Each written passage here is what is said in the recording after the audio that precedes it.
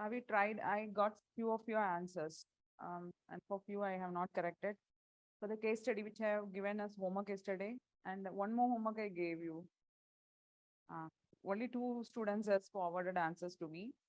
Just verify the answers. It's well written. But one of the student, I think Utsav, there is lack of connectivity. Actually, I don't find that type of error in your answers, but yesterday it was. Have you understood that? What I came to say? So try to rectify that. Sometimes we make mistakes in each, not every time, sometimes. So, yeah, what is the case about? So how have you solved it? Do you get any idea related to the case?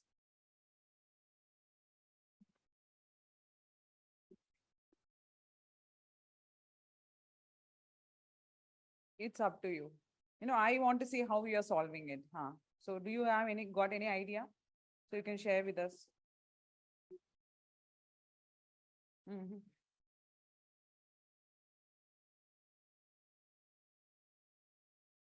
Okay, so this is your opinion, huh? So any other idea?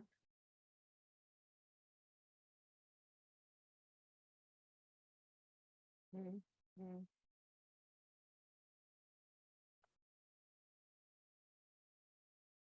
Before past actions. Mm. Yeah, good. Actually, that's the difference. So this case is about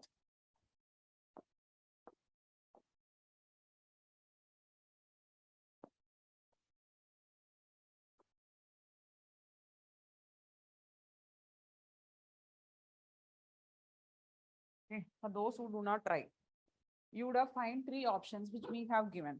You can also come up with innovative ideas like how can we solve this problem. But you see, this is a serious issue. No, for this purpose, even if your friend is involved, no, you cannot just discriminate in this period. No, like my friend is involved, so I'll just go and convince him. So it's a serious issue. How we will convince a person who was already involved in it? He has to be punished. So that is the wrong option which you are choosing. Okay, you need not persuade the friend. Okay, just drop that. What is the other option we have mentioned? Louder. I have a, hearing problem. Louder, bit louder. All of you had breakfast now. Uh-uh. CMO. See, there is one issue in this. You can also choose that. I'll report this case to CMO. This is something which is related to internal whistleblowing. It is not wrong at all. This is a procedure you have to follow. As a civil servant also, this is the procedure. First, you have to create awareness inside the body. You have to take it to the superior. And if he is not acting, then you can approach the other body. But there is one issue in this.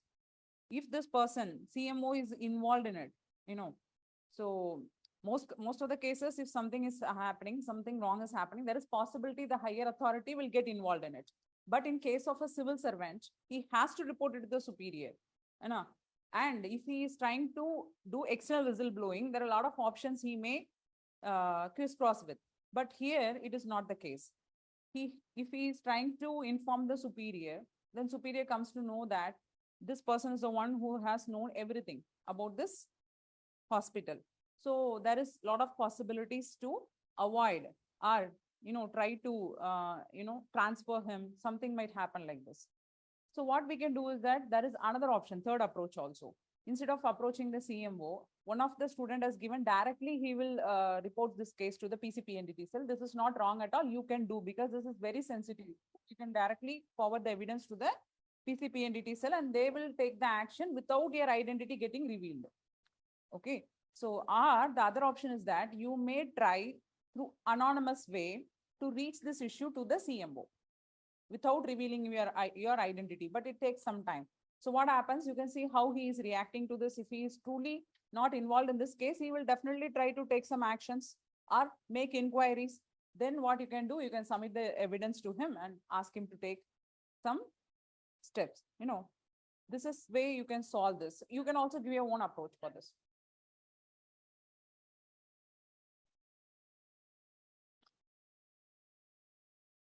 Huh. May occur, and that is totally time lapses may happen. So you can definitely go to option 2. Yeah. So you can hear me, no, online students?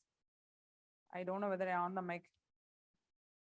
Can you hear me? Yes, ma'am. Yes, ma'am. Yeah, good. So we were there in the good governance concept. Actually, our topic is ethical governance.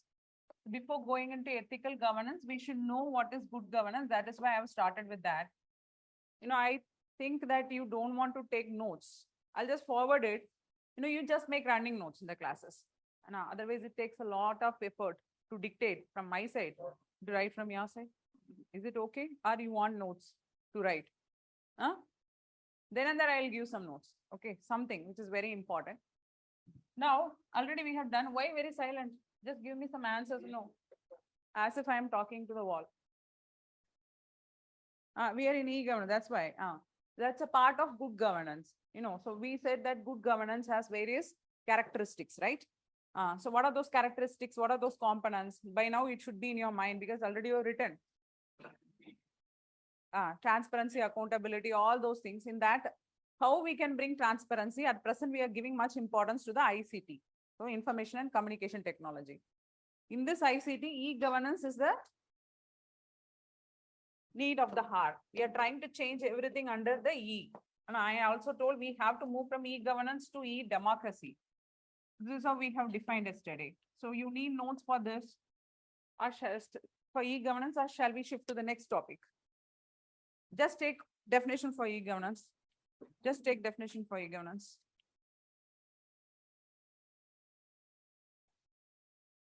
Yes.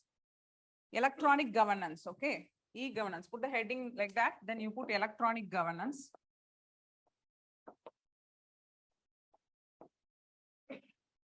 Electronic governance, comma, is defined as, electronic governance is defined as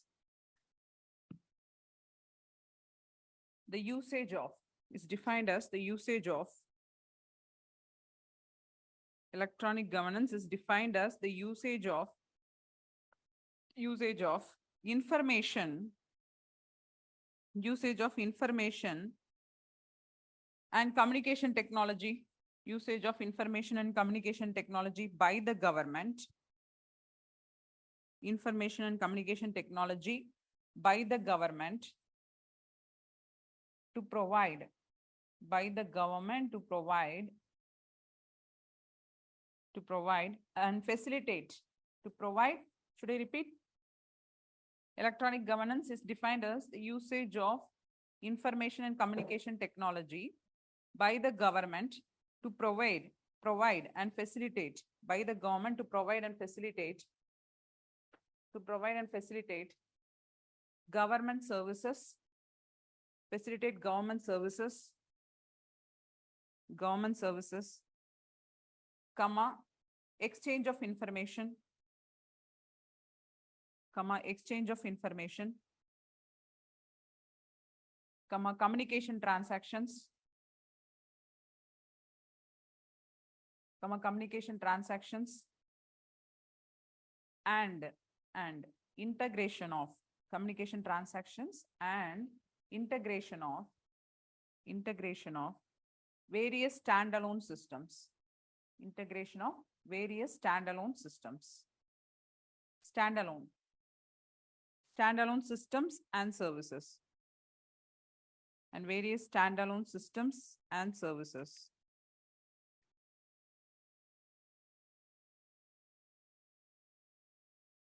Okay, so it is the continue, put a full stop, then continue. It is the use of technology. It is the use of technology to perform government activities,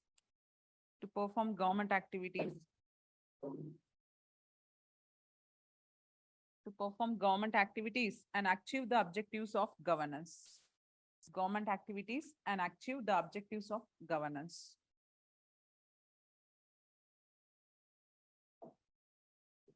Okay, objectives of governance. Then put why e-governance, or you just write advantages of e-governance. Any heading you take, you have to mention all these things. Advantages, or what e-governance try to achieve. Anyway, so why we need e-governance? If it comes in any manner, then you know how to write. And you have written that formula, no? Already, like yesterday when we were discussing. E-governance is equal to e-administration. E-government is equal to e-administration. Have you done that? You need any definition for anything? Just write definition for e-democracy if you want. E-democracy alone. No, I'm asking that you want definition. No, any term. At least for e-democracy you write. And then we'll go for advantages. You write definition for e-democracy. The use of ICT. The use of ICT. The use e-democracy means what? It is the use of ICT to facilitate. The use of ICT to facilitate. It is the use of ICT to facilitate the ability of ICT to facilitate the ability of all sections of society, to participate, in the governance of the state, That is e-democracy. Participate in the governance of the state. So it is time that we have to move from, that's all, full stop. So now you have to understand when you're giving your answers, if they're asking about e-governance, you try to mention this word e-democracy. So now we are trying to achieve e-governance only. We are trying to bring the services as well as the goods to the people. We are trying to reach it, and the communication for communicating within the government, as we have seen the 4 modes, G2G, G2C, G2E, like this, we have seen the 4 modes of communication with related to e-governance. So we are trying to bring in e-administration and e-services to the people, and we are trying also to inject the interest of the people a bit. But the need of hour is e-governance, that is e-democracy. E-governance should be transferred in the mode of e-democracy. This way your answer has to be, okay? Then advantages. So everybody will mention only about e-governance, but in your answers, you have to mention e-democracy. Okay? Yes.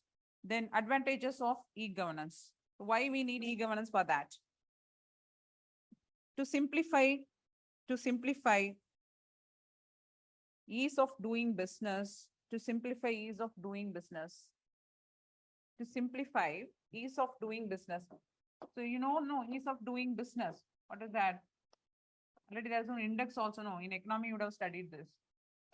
This is the main issue related to private sector. E-governance. Ease of doing index. It's there, no? Something related to this. There is an index which says that how far a country is having EC in doing a business. That's ease of doing business. How well you can easily do a business. What is meant by business? Business means he knows everything. A businessman knows how to conduct a business. But what is the problem? Like there are a lot of formalities. When he comes into a country, there are a lot of regulations, a lot of rules that is inhibiting his progress, okay? Unnecessarily. In India also, but we are trying to rectify that. So this ease of doing business, not only for the private players, for the government also.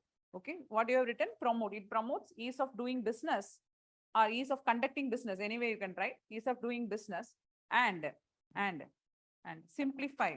Have you written that word simplify? Come again, to simplify. Okay, to simplify the ease of doing business and timely delivery of services to people. Timely delivery of services to people.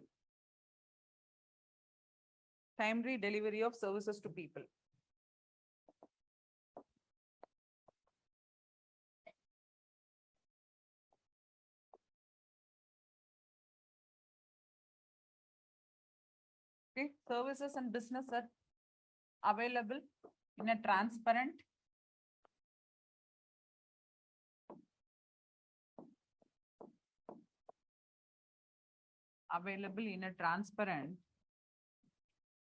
and accountable manner.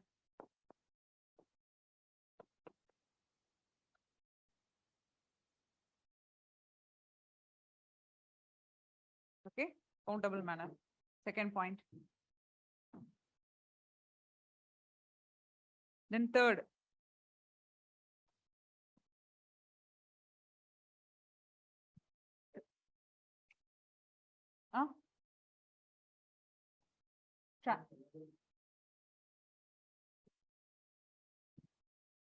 Yes. So this one. Services and business available in a transparent and accountable manner. Third point, it reduces corruption. It reduces corruption. Okay, it reduces corruption. Then it brings in 3 delivery of services. 3, you all know that, so don't want to expand it. 3 delivery of services, but don't write in the exam like this. Okay, now it comes. As you are practicing here, you forgot to give the full form for that. 3 delivery of services. And it reduces corruption. Have you mentioned that? Okay. So just write, for example, e-governance examples. You give some programs. On your own also you serve. Okay, just write some e-governance programs under this. E-filing, very recent program I am mentioning for you. E-filing, e-filing. What is this? Have you heard this word anywhere? How many of you are filing income tax?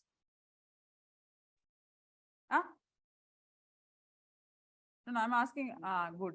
So you are earning? Was earning. Okay.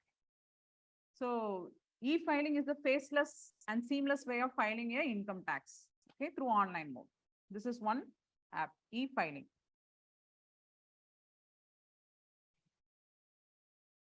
It's like a form. It comes in the online. Previously it's not like that. So now it is made online. You can file your income tax like this, and even a business person also. Previously, limited taxes payers and the heavy taxpayers. There are 2 kinds of taxpayers, no? So there will be a relationship manager assigned to a heavy taxpayers. You will get your own relationship manager because of this e-filing has made things easier way. And previously they will be called to the office, they will be interacted there, but now the RM will reach your home. You are paying heavy tax, you have to give some credit. So then mobile seva, these are some of the applications which I am mentioning. Mobile seva, this is for income tax. Mobile seva, that aim for this, it aims to bring the government services through mobile applications. Okay, government services through mobile phones. In the mobile phone itself, you'll get all the services which is given, provided by the government. Okay. Then digital locker.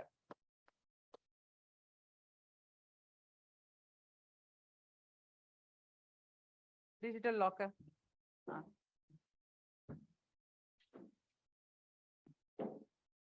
Digital locker. So you know this, no? What is this? Storing all your documents digitally. Okay, this is one such locker we are using. Pay government, another app. Pay government. Facilitating online payment. Okay, to all the public and the private banks. Pay government is an app. You have to say more, youngsters. Why I'm seeing very weird faces. Are you using this e-mode or not? Ma'am, e-seva, in which we can get any document from the government at the doorstep. Yes, very good. E-seva, mention that also. Like this, you have a lot of applications. Okay, and this is especially from Andhra Pradesh. They have copied, central government also borrowed this app, e-seva, where they're trying to facilitate the payment, okay, for utility bills, issuance of all the utility bills like electricity bill, gas bill, everything will be there in one application. Then e-Bhumi, you mentioned that e-Bhumi from Karnataka, Khajane from Karnataka, all these are some of the state government apps. Khajane. Okay. Then this Khajane and e-Bhumi was introduced by Karnataka government. Few examples from state government you can give. So e-Bhumi, already we discussed yesterday. For what we are using e-Bhumi? Land records. Very good. So you write digitalization of all land records for e-Bhumi and Khajane. Have you heard this word Khajane? What Khajane app is for? Yes, very good. So write that also. To digitalize treasury system. They brought digitalization of treasury system of the state. Then Kerala, friends. I know someone from Kerala is in this class also. Have you heard about this app? What this app is doing? It's a single window facility, mentioned like that. It's a single window facility to pay the tax and all. to pay tax and other financial related issues will be, taken care of, friends. Like this, we have a lot of state government projects. If you come across, note it and keep. Okay, so when you're writing, you have to give examples by e-governance. One time they asked directly also, give some of the e-governance project which is undertaken by the government, right? So now write the challenges. We have written the advantages, some examples. Now write challenges. So what are the challenges?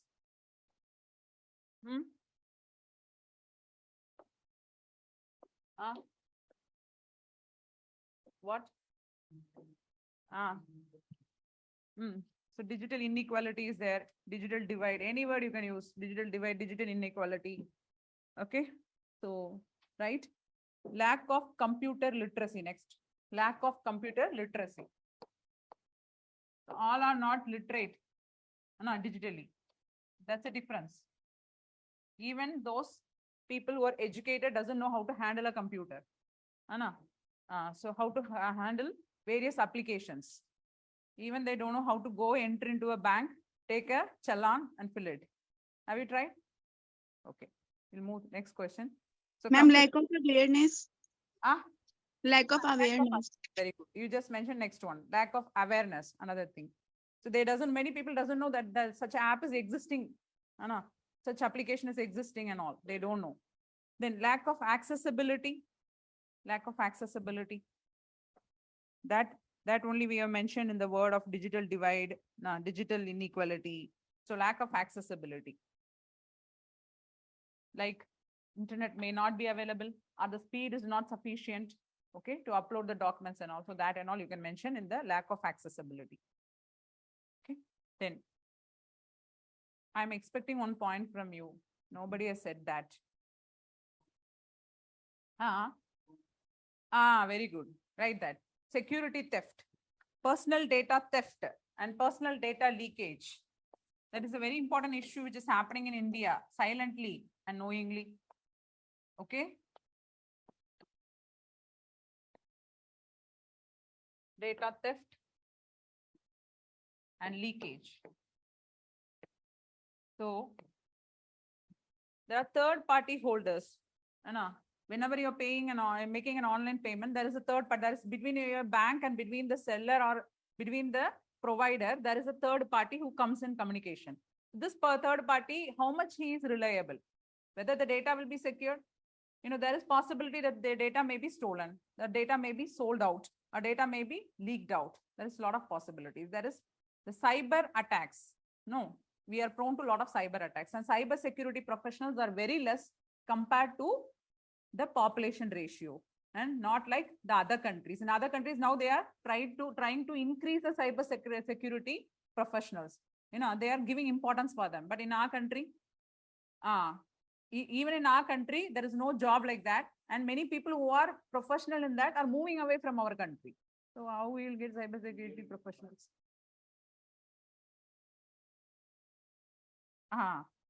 These kinds of app, so. But we have to train our professionals in order to provide.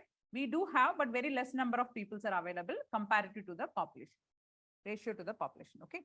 Then leads to lax administration. Lax. Mention this point. Lax administration. Leads to lax administration. How it will lead to lax administration? So we told that it is going to improve the administration. So why it may lead, lax administration means it's a difficult administration. It's going to bring a difficult administration or lethargy type of administration. How? Because, we are going to bring this in an online mode. Suppose that server is down. There is one answer they will give. No, sir, today server is down. Okay, so like this, they may give a lot of answers to us if that thing is not working or the app is not functioning. Okay, so there is possibility for lethargy in conducting the business. That's why we have mentioned it leads to a lax administration, because still we have not been achieved the Bharat Net. There is one program. No, there is one Bharat Net. What is that? Connecting India, like Nokia.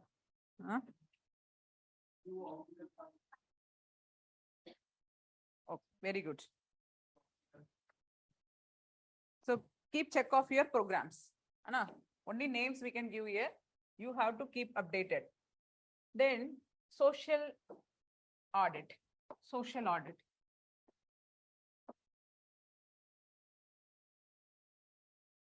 Another under good governance, another topic which is very important. Again, question may appear. Already one time also they asked a question. Social auditing.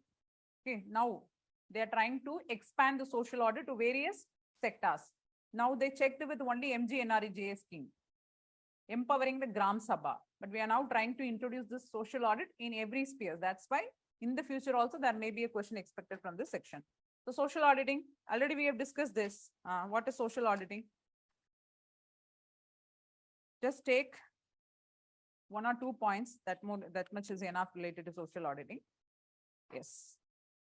Social auditing, Anna, just we can write like this. There is no definition for this and all. It's bringing, social auditing it means bringing the voice of the voiceless. It means bringing the voice of voiceless. Voice of voiceless into the mainstream, to the mainstream. Voice of voiceless means whom? The marginalized community, the voice of those section who are unheard, for a longer time. So that people we are mentioning. So it means bringing the voice of voiceless into the mainstream by empowering them,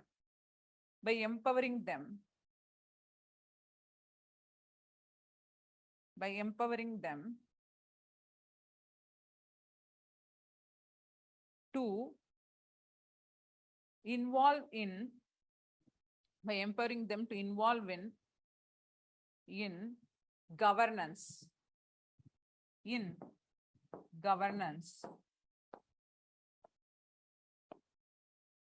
by providing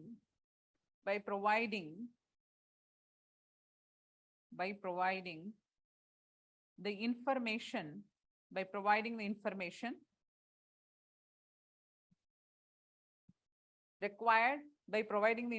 required,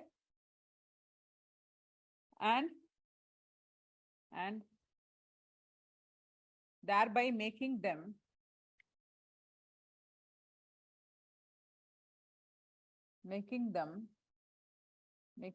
to be accountable. Sorry, not to be accountable. Thereby making them question the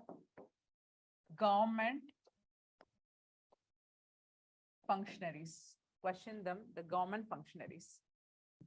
Okay, the government functionaries. Question them, the government functionaries, thereby strengthening accountability and transparency mechanisms. Accountability and transparency mechanisms, especially in local bodies. Strengthening accountability and transparency mechanism, especially in local bodies. Okay, that much is enough.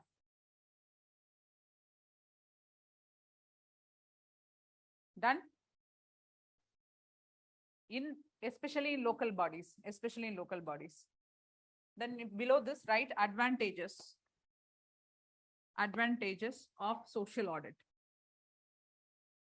Point number 1. Give me the advantages. First, write. Very good. It reduces corruption. Mention that. If your friends mentioning some point, first let us mention that, then we'll go to our points. Reduces corruption. Then trains the community on participatory local planning. Okay. You just mention, if you don't have time and all, to write participatory local planning. That is enough. Participatory local planning. Next. Trains the community on participatory local planning. How? So far we have said that the people's participation, but we are mentioning here participatory local planning. How?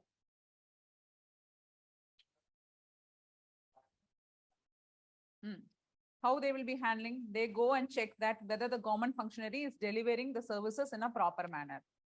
When they are doing that, there is one option inside social auditing. Not only they are conducting audit, here they are called all the stakeholders, who is responsible, especially the Grama Sabha of the particular local body will be called to engage as a stakeholder to discuss about the project's advancement.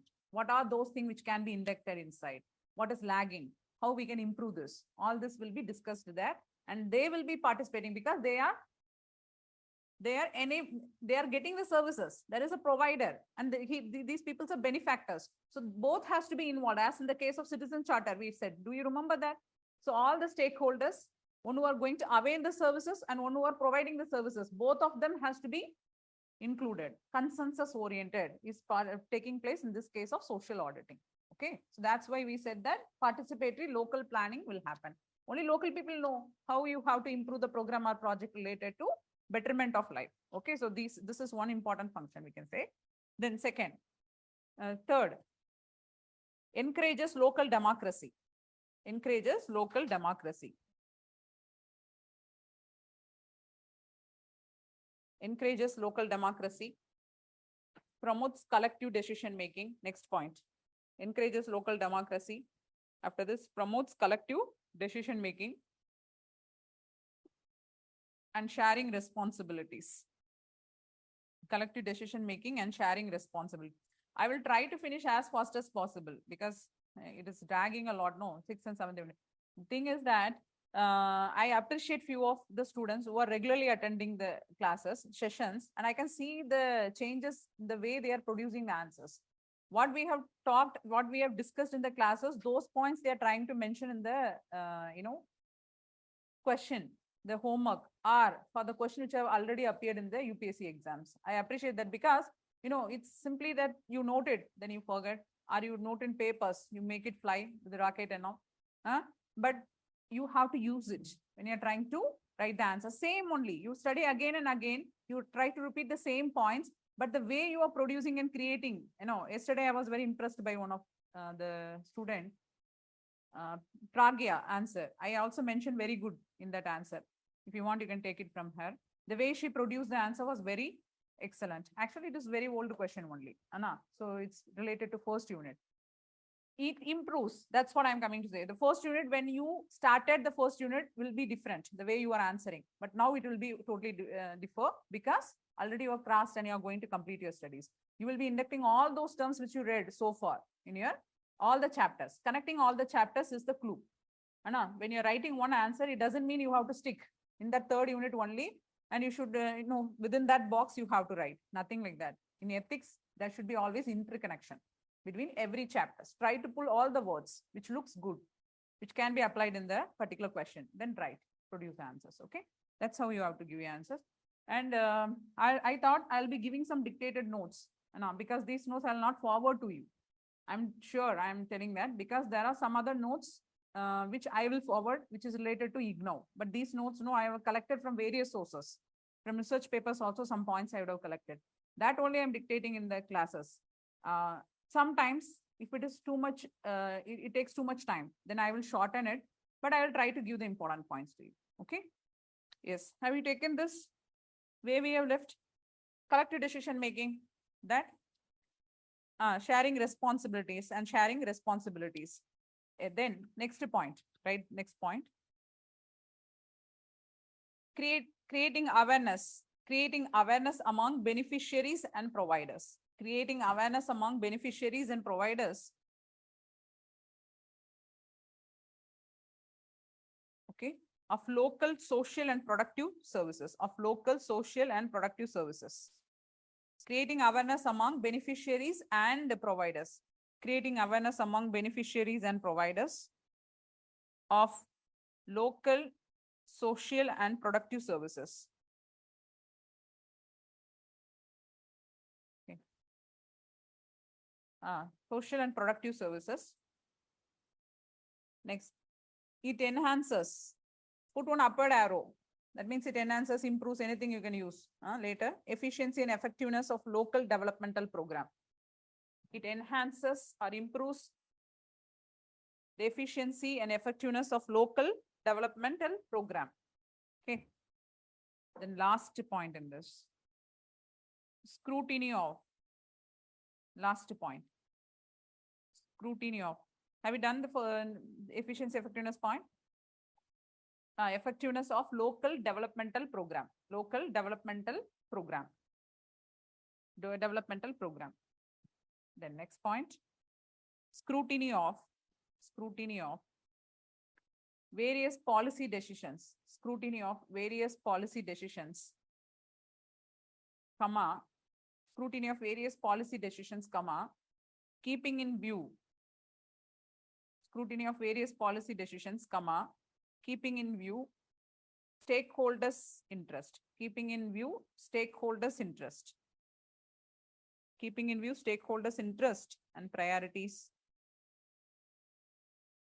Okay, underline the scrutiny of various policy decisions. For that purpose only they brought social auditing, but now the scope of social auditing has enlarged.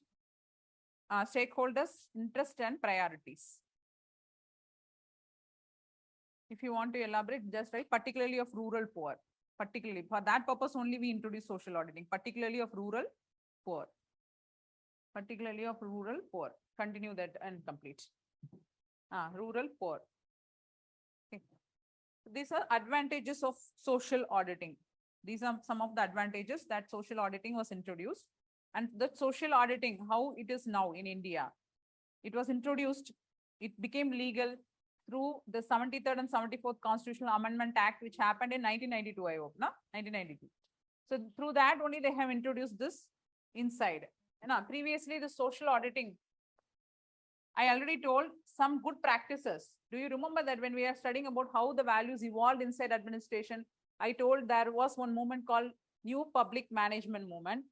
And then when New Public Administration was introduced, we discussed or not in this class? We discussed somewhere I heard.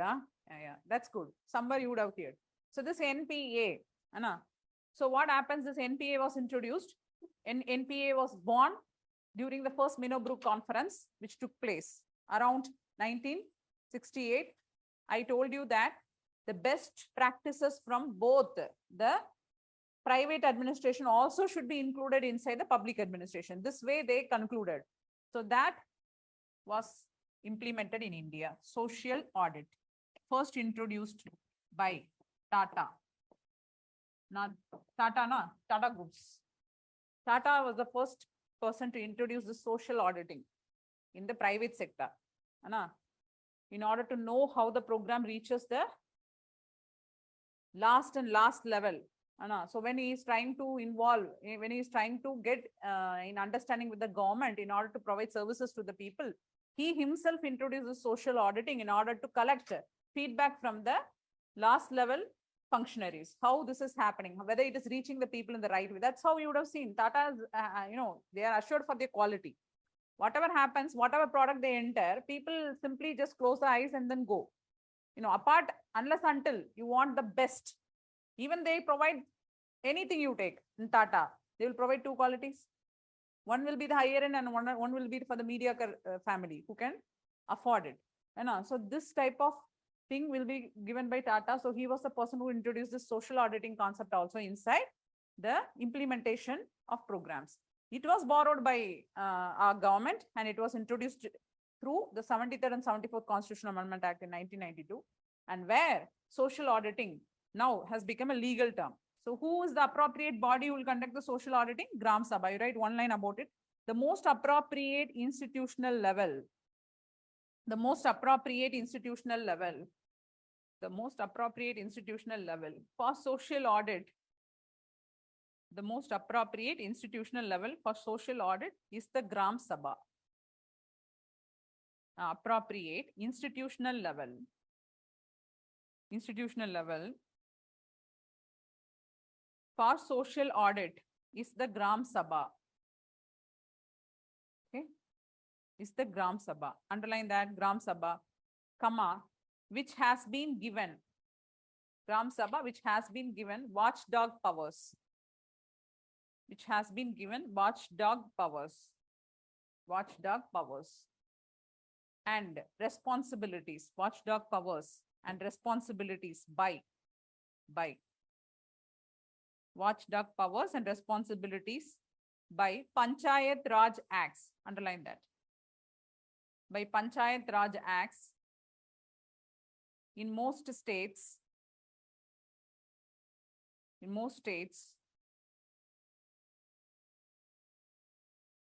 two, for what they have given power to supervise and monitor, this is very important paragraph. Okay, to supervise and monitor the functioning of,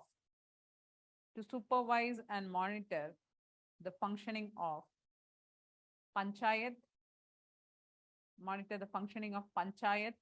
elected representatives.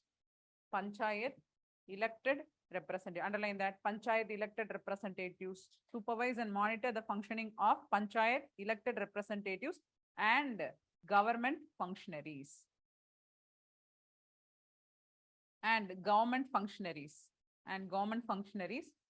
Comma, underline government functionaries also, and examine the annual statement of,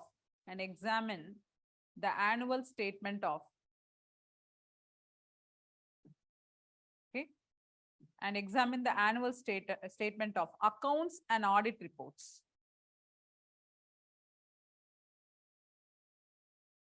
Okay, examine the annual statement of accounts and audit reports. Got it? Accounts and audit reports. So they have all these functions. They can go and check a government functionary as well as a elected representative. Both they can conduct and examine whether they are properly functioning and all. So this power is implied. There is no explicit definition about this powers and functions, but they have been given the power through this act, Panchayati Raj Act, in various states. Then you can mention another last line in this. Social audit can also be used for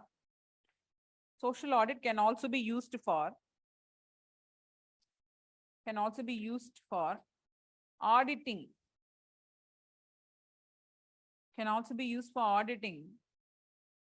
Auditing the performance of.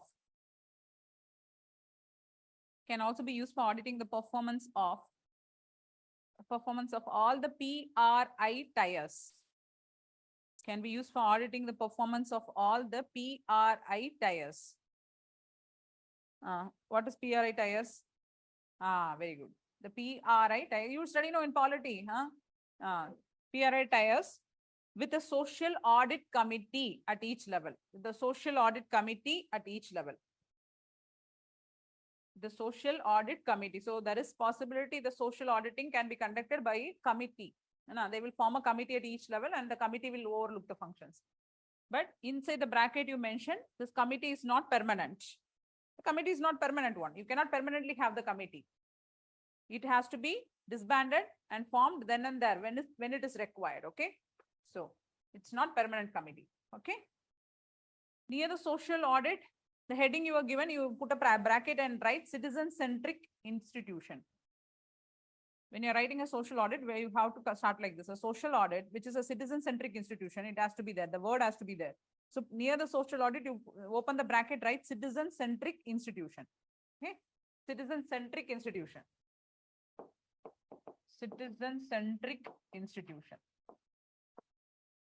No, that is why yesterday I was discussing about NMMS, not MMMS, NMMS. What is that? National Mobile Monitoring System. So this was introduced in the Magnarega scheme. We were talking last 3-4 days, the discussion in the newspaper was related to this only. So there were a lot of people at the grassroots level, the functionaries at grassroots level, they are giving their opinion. What is the issues? What are the challenges they're facing due to this NMMS? When they're discussing about all these things, they told that it is better that we go for citizen-centric institution like social audit, and Gram Sabhas has to be strengthened more, has to be given more powers, okay, in order to bring citizen-centric administration. We are aiming for that only, no, citizen-centric administration or citizen-friendly administration. We are aiming for that. Not to bring citizen-centric or citizen-friendly administration, we require citizen-centric institution like social audit. This is how your answer has to be. Do you get it?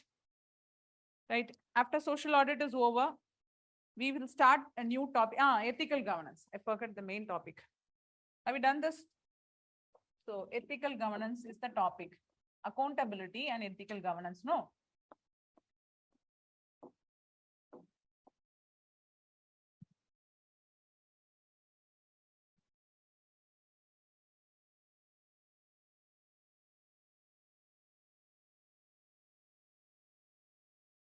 Write the formula like this with me.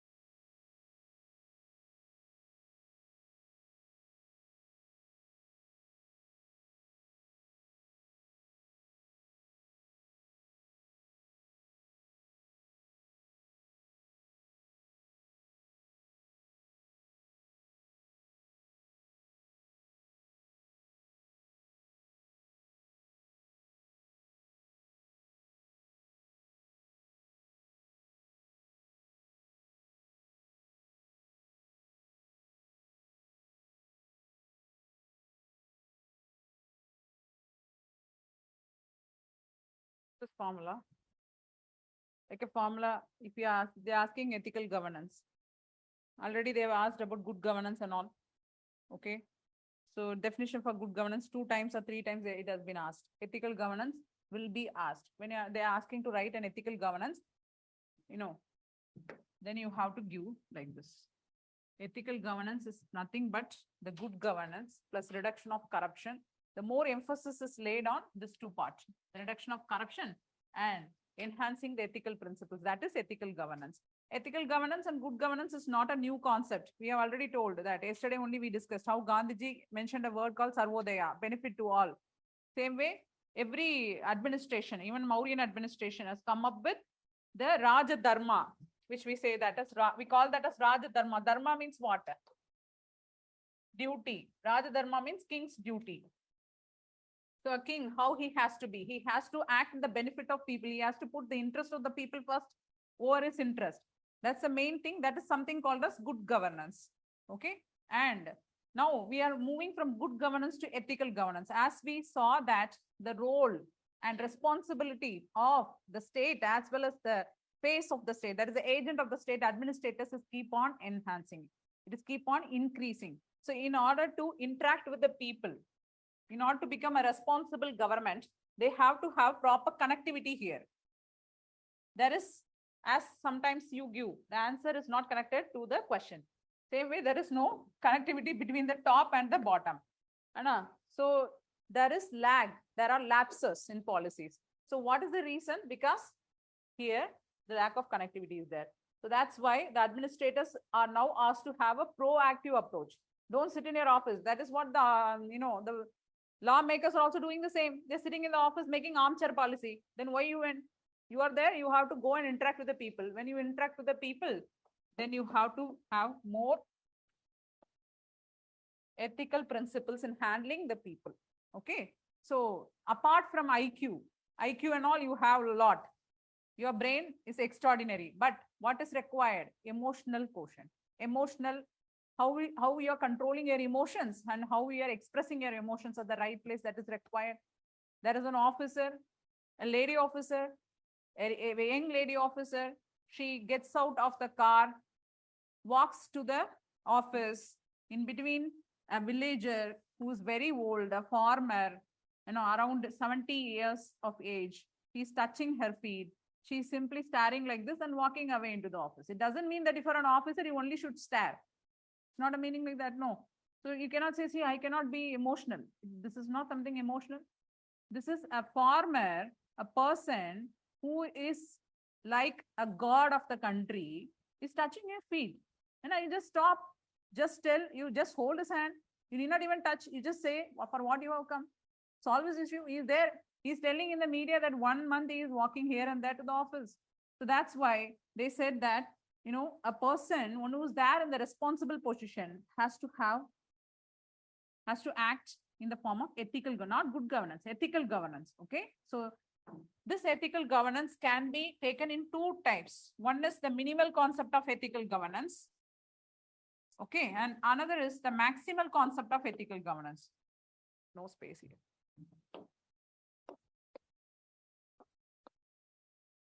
Minimal concept and maximal concept. Anyone? Why we are saying a minimal concept of ethical governance and maximal concept of ethical governance? In minimal concept, okay, in minimal concept, here we are saying the officers or any functionaries that you should not get involved in all the prohibitions. You should not get involved in this. You should not promote favoritism. You should not involve in corruption, embezzlement of money. These types of things which has to be prohibited is mentioned in the minimal concept of ethical governance. So ethical governance mentions all the prohibitions to be adhered by the, definitely you have to be. Okay. So as per the rule book also, you have to adhere to, the conduct rule says that, adhere to the prohibitions which is mentioned for a public functionary. That is the minimal concept. Okay. So like example, no corruption, no favoritism, like this. Okay. All the prohibitions will be mentioned here. It's like a negative action, negative actions they are trying to bring. And then the maximal concept says, according to the maximal concept, a public functionary, okay, apart from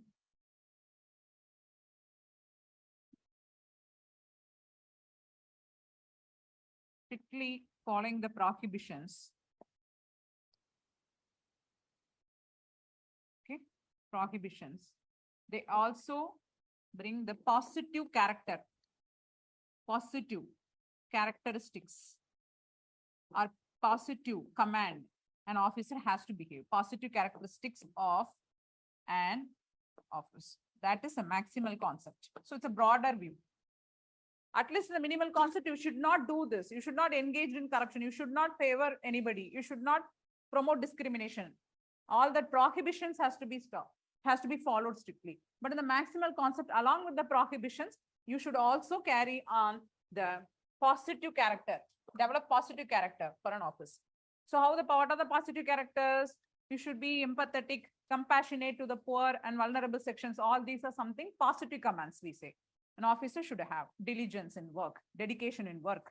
Okay, all these are positive commands. Have you taken this?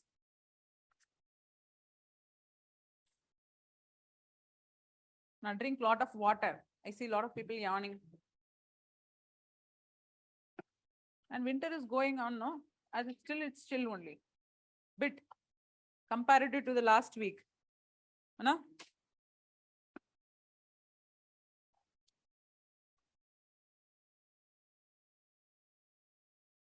Nowadays, south is getting very cold. Till February, it will be there, no? March also.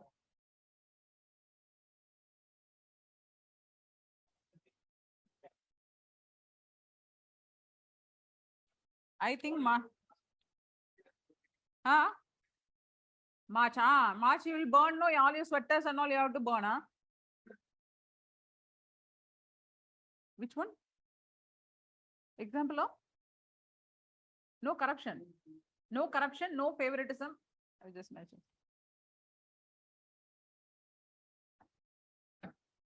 You take definition for ethical governance. I don't, whether I'm having.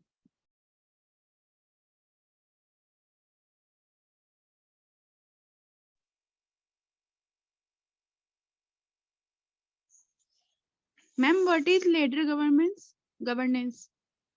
What is? Ladder governance. In last slide, you wrote good governance equal to value minus ladder governance. Value hyphen ladder governance. Governance, okay. Which is governance which the value systems are attributed to the governance. Okay. So Okay, not ma'am. only simply conducting the business of the government, you have to take care of all those values, which is mentioned in your unit 3 also. Value laden governance. Value hyphen laden governance. Okay.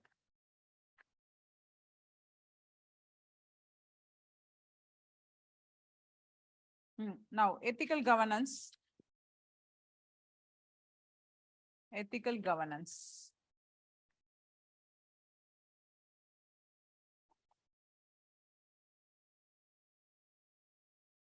It's a set of rules, practices, and process.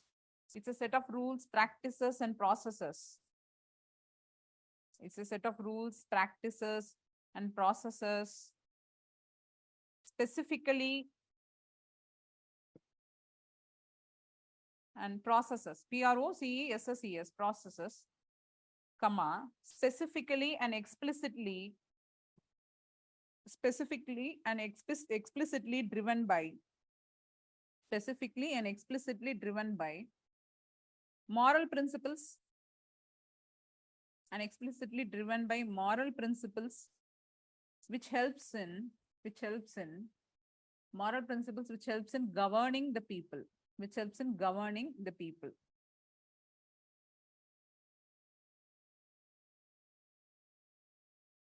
governing the people.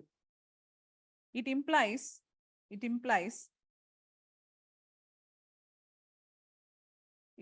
a value assessment. It implies a value assessment. That means a concept of ethical governance. Okay. So I have just given it. That means ethical governance implies value assessment and thus a value laden. And thus its value laden. So you would have taken about the minimal and maximal concept. I have taken that. So this is something which is mentioning about the absolute prohibition related to the functions of a civil servant.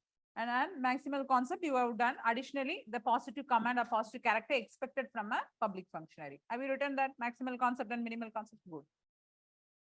Now, we'll start with a new topic. I think this much is enough. Okay. So what are the ways we can force ethical governance? We can bring ethical governance. That way they are asking, what will you give? What are the ways we can bring in ethical governance? Louder.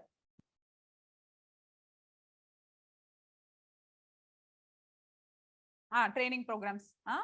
Improving through training, induction training, all the other trainings which we can give. After induction also, we have to give periodic training. You have to mention about induction training also, then periodic training also. Okay. And any other points? Operant conditioning. How operant conditioning? Officers. So, and the one who is giving and one who is doing good, you have to reward him. And one who is involving in corruption, you have to definitely take action against him. Punitive measures has to be taken, as well as he has to be punished if he is involving in corruption activities. That and all has to be very clear. Then apart from that, any other ways? Code of conduct has to be implemented more strictly. Code of conduct for ministers is also there. No, you have code of conduct for ministers also and code of conduct for civil servants also, both. Okay. Then also there is an ethics committee for the public functionary. I am saying ethics committee. There is a committee like this. You know that or not? Note it. Go and check what are the functions of ethics committee. Where it is? India, Afghanistan, Pakistan. In India, no, India only. And we have ethics committee in our parliament. Please go and check that what the function of ethics committee is, what they will do. Then departmental disciplinary actions has to be taken, as one of your friends has mentioned about the instrumental conditioning. You can mention that departmental disciplinary action. Okay. And in-house accountability for the ministers. In-house accountability. Okay. Yes. This way you can mention a few of the things like improving the induction training. All those points you can bring here also. Now, ethics in international relation. This is our topic. Last one will be the corporate governance. So before that, we'll see ethics in international relations. So when this term itself, when we are speaking about ethics in international relations, there are a lot of confusions which arose. Because you would have all known, if you have started your international relation or you have completed or started the preparation, you would have definitely known there is something called as FPP. Anna, what is that? Foreign policy perspective. Every country will have a foreign policy. Every country will design its policy with respect to the neighboring countries and with respect to the other countries and the bodies. When they're trying to derive this foreign policy, there will be a perspective for that, the view with which a policy has to be generated. So what is the main view a country has to have when it is deriving its foreign policy? Very good. The national interest is the cornerstone of FPP. If I am deriving a foreign policy for me, it's generally, as a human tendency, we are saying a human will always look into his own interest. Ego, that is called ethical egoism concept. Same way, country will always look into its own interest first. Then only it will go and benefit the other people. We have neighborhood first policy and all. We do that. But can we just leave everything for the neighbors? No. That is how, this is the policy which is guiding the ethical stand of international relations also. But what happened? There is a body in the name of UN. They will be everywhere, omnipresent and omnipotent. And they have various bodies also to govern the functions under the UN. So this UN has certain mandates for them in the name of stability, peace, justice. If you go to the site, log in, you'll find 3 words there. That was asked as a question in one time in international relation ethics inside your ethics paper. In your ethics paper only that question appeared. So they asked, what are the pillars of IR ethics? The pillars of IR ethics. They just fetch that 3 words from the UN mandate. Then they asked, these are the 3 pillars of the IR ethics. Evaluate. The question was like this, something. Examine or evaluate. I don't remember the word. So the thing is that they are trying to promote the betterment of all. Okay, the betterment of all, the common good principle for everyone. But what comes in hand? The national interest. When there is an international space, we call this as an international space. When every country try to, occupy this international space, that is what we call as a superpower, who commands this international space, who dominate the international space, will dictate other countries and will codify what is meant by ethics in international relations. So for this, I can give some examples for you. For example, there were some people called as boat people. Have you ever heard about these people? Boat. Anna, they are called Rohingyas. Myanmars. They come from Arakan state of Myanmar. Myanmar say that no, these people are not our people. We don't want them. Anyone can take. So now they said they belong to Bangladesh, not our Myanmar. They started traveling through boat. That's why you would have seen in newspaper, sometimes it will not also appear, capsizing of boat. A lot of people will lose their life. They come illegally into various other countries in the borders, like Thailand, Indonesia, India, all these countries they will try to enter. So previously, India was not too much concerned. Then what happened? There were a lot of issues started happening, including the introductory of NRC. You would have seen, no? NRC, what is NRC? Yes, very good. The National Registry. Because these people entered as immigrants, trying to steal the jobs and the social security benefits which are provided to our own civilians. Now, where goes the national interest?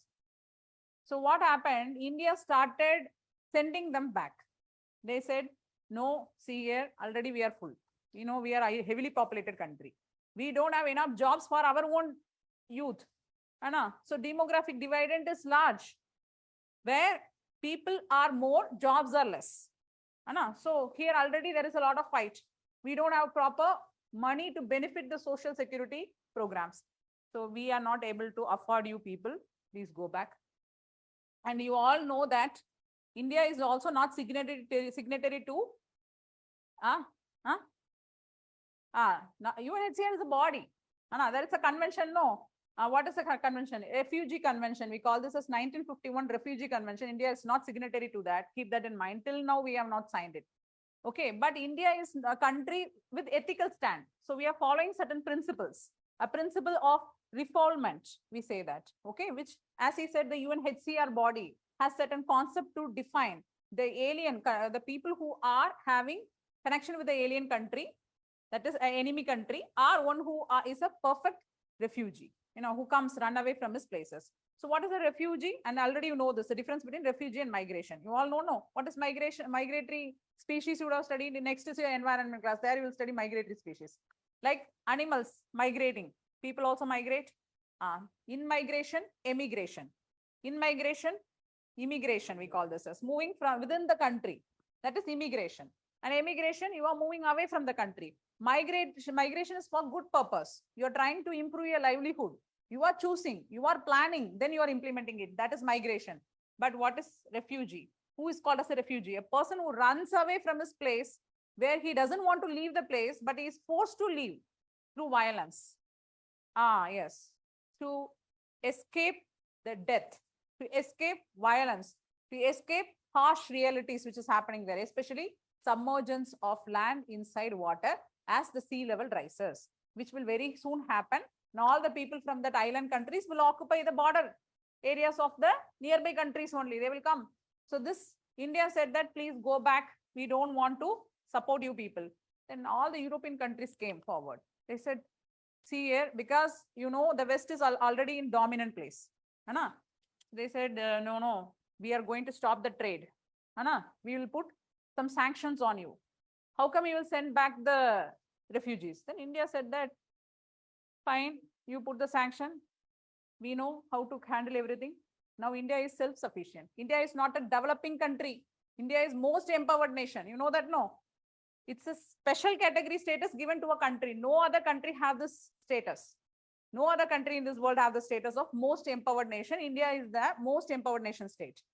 Only because of some politics, India is not allowed to enter in the permanent seat. Okay. So what happens? They said, see, we are not, it is not going to do with us. You just do whatever you want. Then they said, they touched the ethics. They came to ethics. They said, see, India is Aditi Devo Bhava. You have to welcome everyone with warm hands. So they said, see, this and all is totally unethical. Then we put one point forward to them. Yes, it's unethical only. But for me, my country interest is important. My children are important than the other mother children. No. For example, when everything happened in your country, migration started. When civil war is going on, Syrian civil war. Now again, Ukraine and Russian war. All those people migrated from that country, ran away from the country, entered the European nation. What happened? Border wall you erected. Then why are you coming and asking India? India is not erecting any border wall. We are only decently sending them back. We are giving all those things. We are giving them food. We are giving them safe environment. We are sending them back. We don't want here in our country. And already we are heavily populated. How will we support these people? You are having money. You are having space. But you don't have space in your heart. You are just coming and commanding to us that this is ethics. We are not accepting it.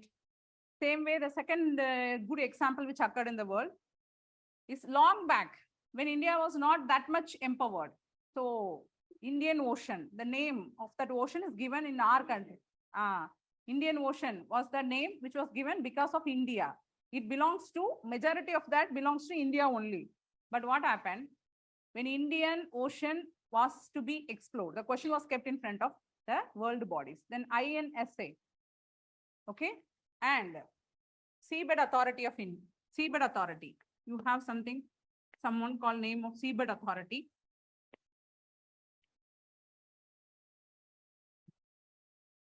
Yes. So these bodies, okay, they said that Indian Ocean is a common global resource. Indian Ocean is a common global resource. So any country can enter inside the border. The INSBA, we call that INSBA, Seabed Authority, okay, International Seabed Authority, the body which has to decide about the international sea waters. You don't know, about up to this kilometer, the water which comes is the international sea water, which will be controlled by this body, International Seabed Authority. They came forward along with the UN. They said that, see here, Indian Ocean is for everyone. So whatever it is, because there was one important resource which was available there inside the Indian Ocean, including gold. You know that or not? PMN modules. We say this as PMN modules. This is going to command the future. But what happened? Because of lack of awareness, we left it to the exploration of every country because we, at that time, we are technologically also poor. So what happened? Everyone entered instead for exploration. But now, when they started to ask about the exploration in the Arctic Ocean, okay, so they said no, this is not, this, the Arctic Sea does not belong to everyone, only to the Arctic Council countries, the members of the Arctic Council. There is something called as Arctic Council. You would have studied in international relation. There's a body called as Arctic Council. 8 bodies are member of that Arctic Council. Only that area belongs to that bodies. They only can enter and do scientific research and observation. You cannot simply walk inside, even for scientific research. Okay, so that's how we said that even though the international ethics is trying to command about the common good, every country will try to act in the national interest only. Okay, we are trying to act in the national interest. We put our national interest first, then comes the common interest. So now we will start with some concept or some terms like war. First, let us begin the topic of war inside international relations. Whether war is an ethical, option or it's an unethical option. Now you are going to tell. War. Yes.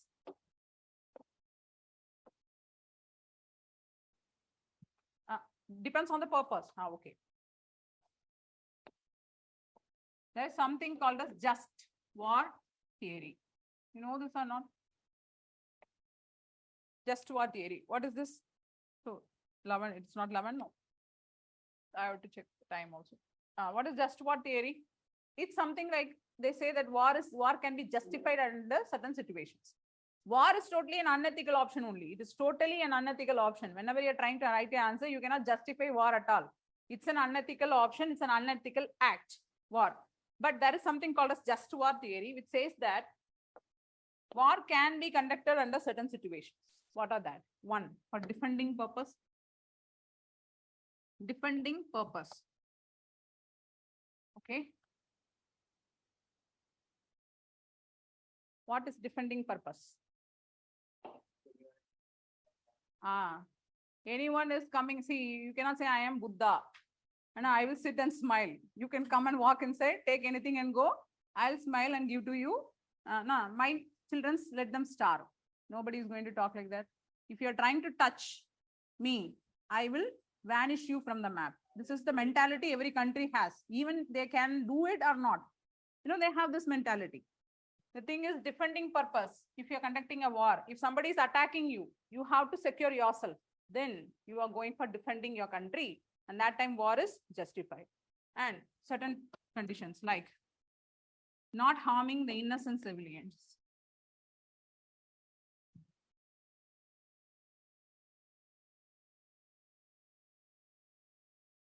Not harming innocent civilians. Is it possible?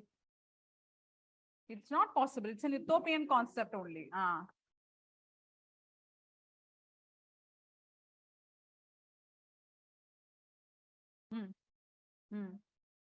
You just please leave this place. But what will be the result? Practically, it is not possible. But they are saying that not harming the innocent civilians, not fighting the person who is not in a clad, that is not equipped with weapons. You know, if he is not having or carrying any weapons, you cannot fight him. That's an all just war theory states that. Not harming women and children. Women and children is not going to come into war. Why are you going and harming them? Okay, then treating the prisoners of war decently. Prisoners of war. This is another term. Prisoners of war. Okay, has to be treated decently.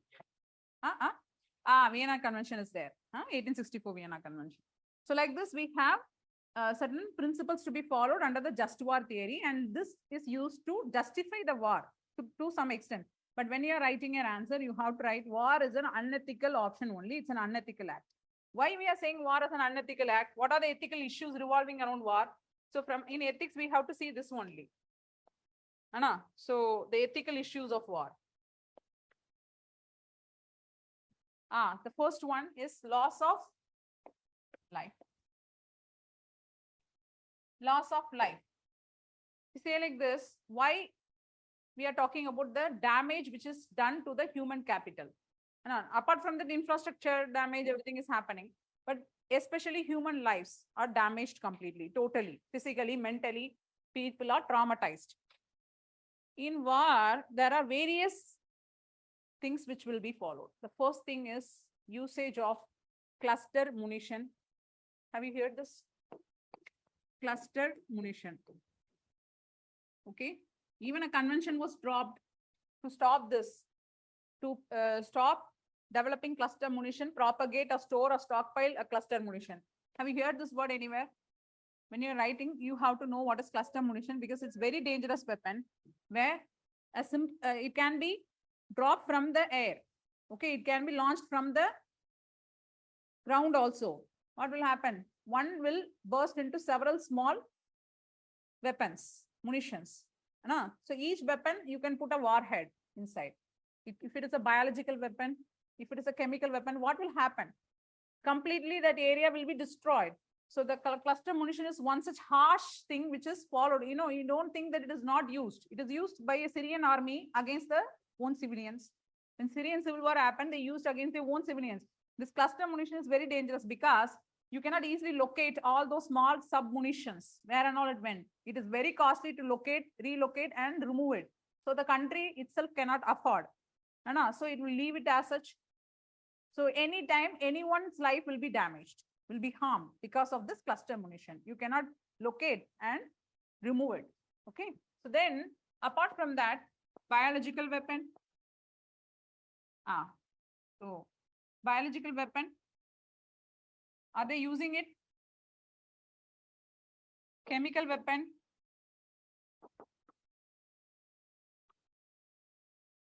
Chemical weapon. Starting from World War I, this is used in the name of phosphine gas, chlorine gas, and very recently Syrian army used sarin gas. A pinhead size is enough to kill an entire human. So like how you are killing rats, you're sending some gases, cockroaches, you're spraying, no. Same way the humans also will suffer and die. It will block the nervous system and it will be killing the human beings. So these are dangerous and, you know, we can say totally an unethical way of treating against humanitarian stand. Okay, unethical way of treating human beings. You can kill a person, you can kill him directly, shoot him, kill. Now he die easily, but you are making him to suffer, torturing and then killing. It's totally an unethical way. How the nuclear responsible countries, they call no, the Panch, the 5 nuclear responsible countries. Who are they? Louder, louder. UNSC permanent members. China, Russia, USA, France, UK. All these 5 are called as the nuclear responsible country. I don't know why they are calling them as nuclear responsible country, and only they can hold the nuclear weapons. No others can possess nuclear weapons. You know that there are 2 treaties they announced for that. One is NPT and another one is CTBT. India did not sign both. We know. That is why they are very fear about us. CTBT, NPT. India said no. Till now, they have not signed. Even other countries has also drawn. At least 1 or 2 countries only is away from this. But India said no, we will conduct nuclear test. They conducted in the Pokhran. It was known. First test was conducted. Then they announced in the newspaper, Buddha smiles. Then world came to know that India is possessing nuclear weapon. They said, you signed this. No, we are not signing. You conducted 1,000 and 2,000 and 3,000 tests. US. You not only conducted tests, you also conducted live experiment. How? You dropped the bomb over Hiroshima and Nagasaki. And you said that black mushroom cloud has appeared in your newspaper. Black mushroom cloud has appeared. Now that the entire area has become black, people are suffering. They are contracting all types of diseases, cancers till now. And you are not responsible, but you are calling yourself as a nuclearly responsible country. Only we have to possess a nuclear weapon. Then India also will possess. Then again, they told you should not. They conducted 1998 Operation Shakti. And they said, not only 1 weapon. If you're talking, we will launch 5 weapons continuously. And then they said with multiple warhead nuclear weapon, India announced in the name of Operation Shakti. That is why they are very fearful to touch India. They are equipping all the other countries near us with all those weapons, but they cannot withstand India's power.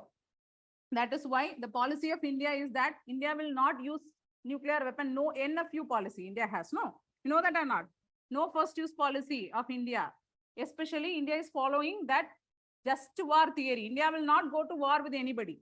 India will not go with war or occupy any people's territory in order to satisfy its national interest, to expand its national interest. But now, very recently, they modified this NFU policy. How the modification took place? Anybody? They diluted the NFU policy. Hereafter, you should not write India is having no NFU policy. Bluntly, you should not write like this. When you're writing in your exam, you have to write very recently, India has diluted the NFU policy a decade before. How they diluted? They said that if any of you are trying to harm India with biological weapon or chemical weapon, then India will retaliate with the help of nuclear weapon. You will vanish from the map. I will use nuclear weapon. If you are trying to harm my civilians with the help of biological, you are spreading any disease. I come to know that. I will just drop nuclear bomb over you. And you will get vanished from the, because my nuclear warhead, which I have prepared, will be more effective than what you have dropped in Nagasaki and Hiroshima. At least they are existing there. You will vanish from the map and there will be no such country which existed in the map. Okay, so this is how India has done its NFU policy. So we have deviated from this. And then these are some of the ways that, we are troubling and harming and we are acting against humanity in order to achieve our desired results in the war. So this is totally an unethical act, which is equivalent to a terrorism. Terrorism also we'll be seeing later, right? In this, you can also add nuclear weapon. And very recently, Russia came up with one bomb. You take 5 minutes break. Already, we were discussing this, and there I was asking about the vacuum bomb.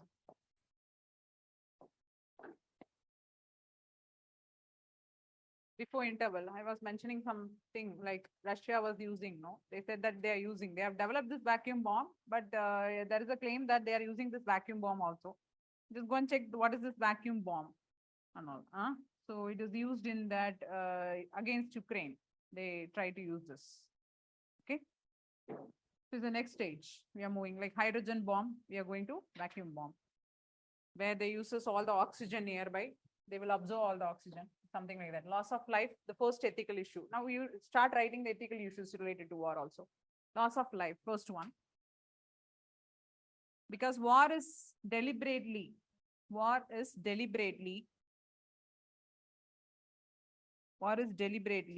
injuring people.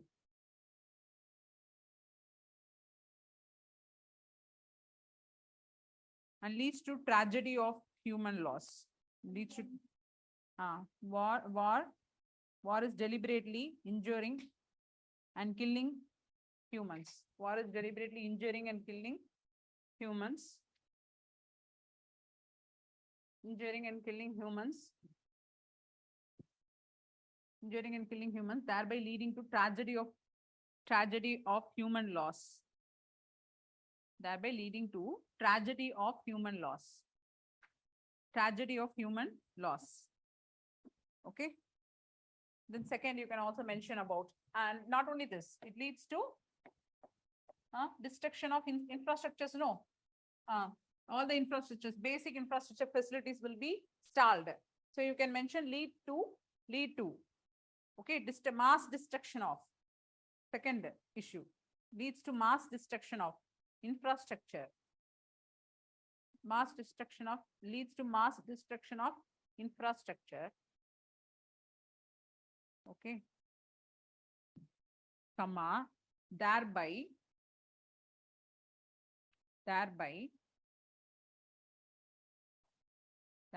affecting livelihood of the people. Thereby affecting livelihood of people.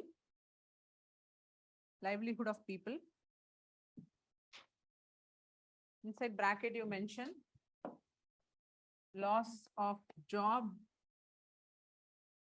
plus money.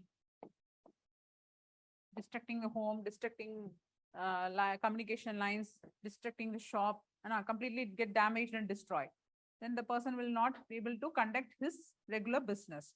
So that's why we have mentioned like the loss of life, loss of money as well as loss of job, livelihood options, and having long lasting effect on country's economy, and having long lasting effect on country's economy. In order to adjust, then the country will adjust in the economy. Taxes will be heavy and burden on the people. People are not able to pay the taxes. Yes. Effect on the country's economy. Okay, full stop. Then next one. We are only writing related to damages. Okay. Basic facilities will be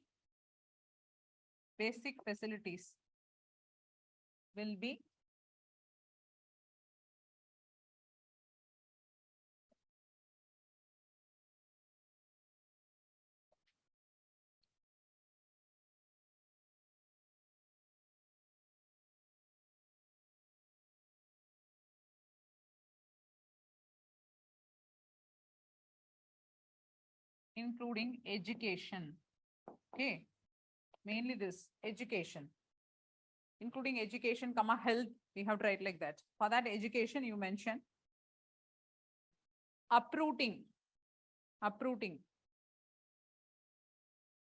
children's. Uprooting children inside the near education, you put a bracket, then you write uprooting children's knowledge and damaging their future.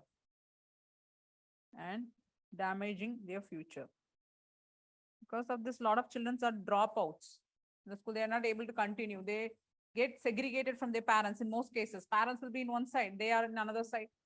They become homeless. So they are not able to continue with their studies. They have to compensate. Many families loses father. Now the son has to support the family. This is a situation where is going to bring these types of things. Comma, health. Under health means healthcare facilities. Okay. And damaging what I told. Damaging the future. And healthcare system. Next, education, comma healthcare system. Okay. Healthcare system, especially inside the bracket you mentioned about.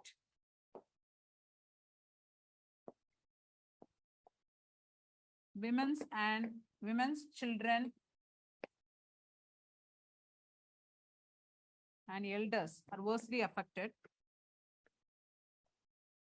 Like this, you have to mention. Women, children, and elders are worstly affected. Okay. Worstly affected. Especially women are denied.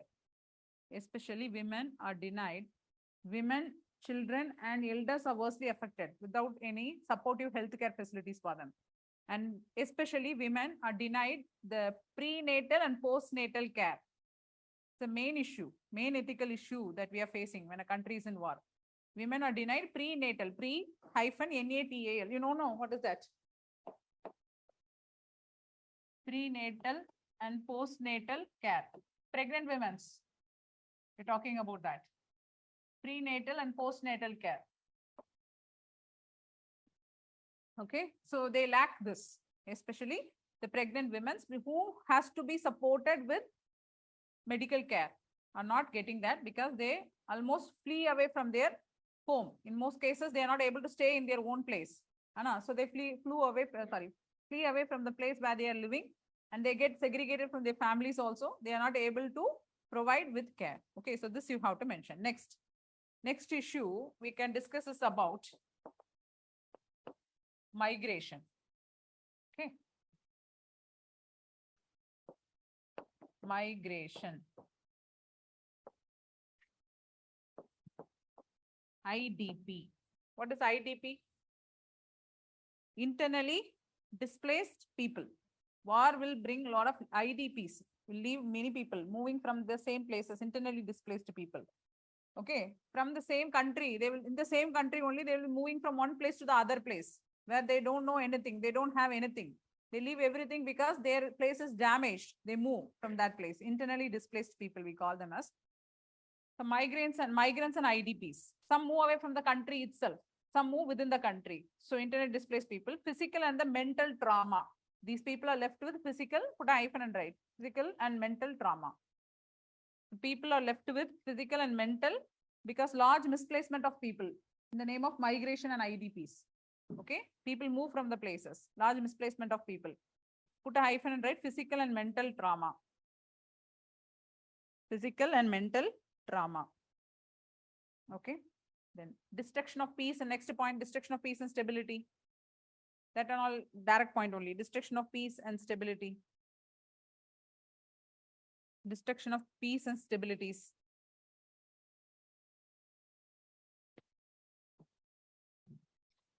Now,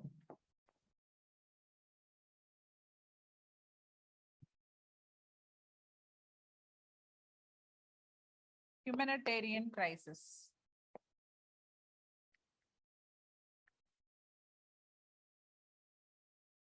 In the form of using all this. We have mentioned, no, mention all these cluster bombs or chemical weapons, nuclear weapons. Now we are creating a humanitarian crisis.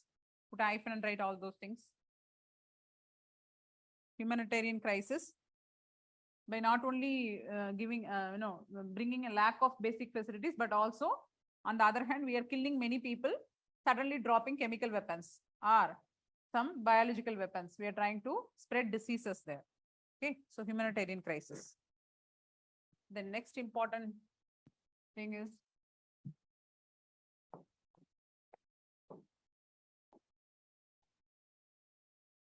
this is another humanitarian crisis. Prisoners of war, POW. This is called prisoners of war. Prisoners of war. Who are called prisoners of war?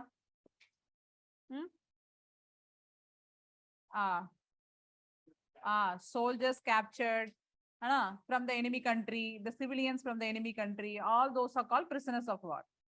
Actually, this is a big issue. You can do it separately also, prisoners of war. Actually, the first time this issue came out is during Japan. Japan mistreated their prisoners during the Second World War. In the name of Unit 751, some unit name, 751, I hope so. They have conducted scientific researches over the prisoners of war. So what, it's very awkward. Like they used to spread gonorrhea, syphilis type of diseases over the prisoners of war, check how it is advancing over the people, try to find medicines, try to find solutions for that problems. Even they used to buy, like a frog, how they are dissecting the body parts. They used to do along with the human beings. They rape the women, they take the fetus, then they use for research. These type of inhumane activities and inhumane practices were done on the prisoners of war. Okay, so there is a court which tries war crimes also. No. Who is the court which will try war crimes? International Court of Justice, ICJ, at The Hague. You know that, no? Yes. So this body will try for all those mistreatment of prisoners who are captured during the war. Till now, already in 1864 itself, we came up with the convention in the name of Vienna Convention. The Vienna Convention says that, no, there is a popular convention called Vienna Convention. Vienna Convention is there related to environment also. Don't confuse with that. Okay. In environment, you will have study hundreds and thousands of conventions, but they will not follow any convention. That's the other case. So this Vienna Convention is for the prisoners of war only. They said that the prisoners of war has to be properly fed and they have to be provide a clean and safe environment for staying. But still now, in many countries, they do not do it, even though this convention has been long before it has been brought. And after that, a lot of modification has also taken place. But still now, the prisoners of war are not treated with dignity. In a dignified and decent way, we are not trying to treat them. And not only this, there are a lot of harsh way we are treating these people. So this is another unethical issue which happens during war. Okay. Yes. And there was one famous person who supported Japan during this. Who is he? When this war crime was tried in the international court, Now there will be 11 judges who try. One Indian judge supported. That is why Japanese people, not only road, they have a statue for him there. He's like a god to them now. Because otherwise it's such an embarrassing situation, they will be punished.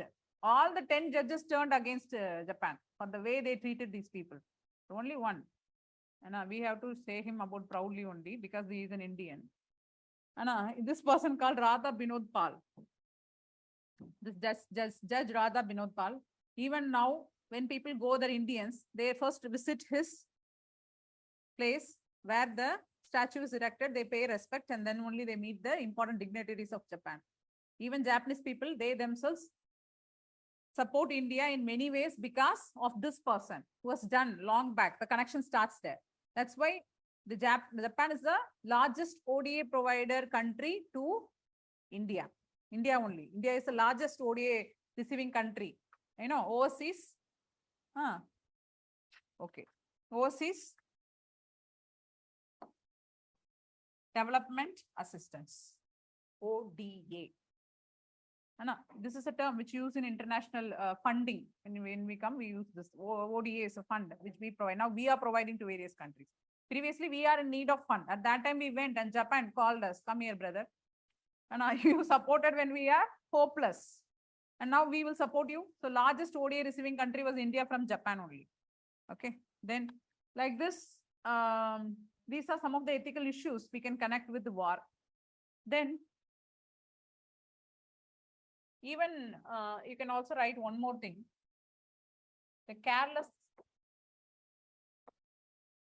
way of fighting between the countries may put the others in danger. How other countries may get affected? The careless way the people fight with each other, it's putting others at danger also. What some example can you give?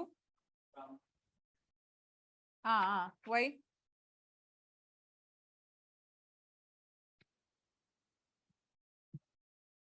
Okay, so how it got misfired? Same way there was official statement by government. We don't know what happened. They may conduct a trial and error also. But actually there was one serious concern when these two people, Ukraine and Russia, were fighting near Zaporozhye. That's a nuclear plant, no? You know that or not? Chernobyl, like Chernobyl, Zaporozhye, its name, something. So they were fighting near this. And what happens? If somebody has mistakenly dropped some inside, then what happens? It will blast and completely European country will get vanished from the map. No one can come and drop a bomb over them. So that's why everybody near all the other countries who are near the cottages in this location started fearing because of their careless activity. Not only this, you just note hyphen, put a hyphen and write supply chain get disrupted. That is a very important issue. Supply chain. Supply chain gets disrupted. This gets disrupted. Okay, especially during this Russia-Ukraine war again. Very good. So they are the largest supplier of grains, especially wheat, to Africa.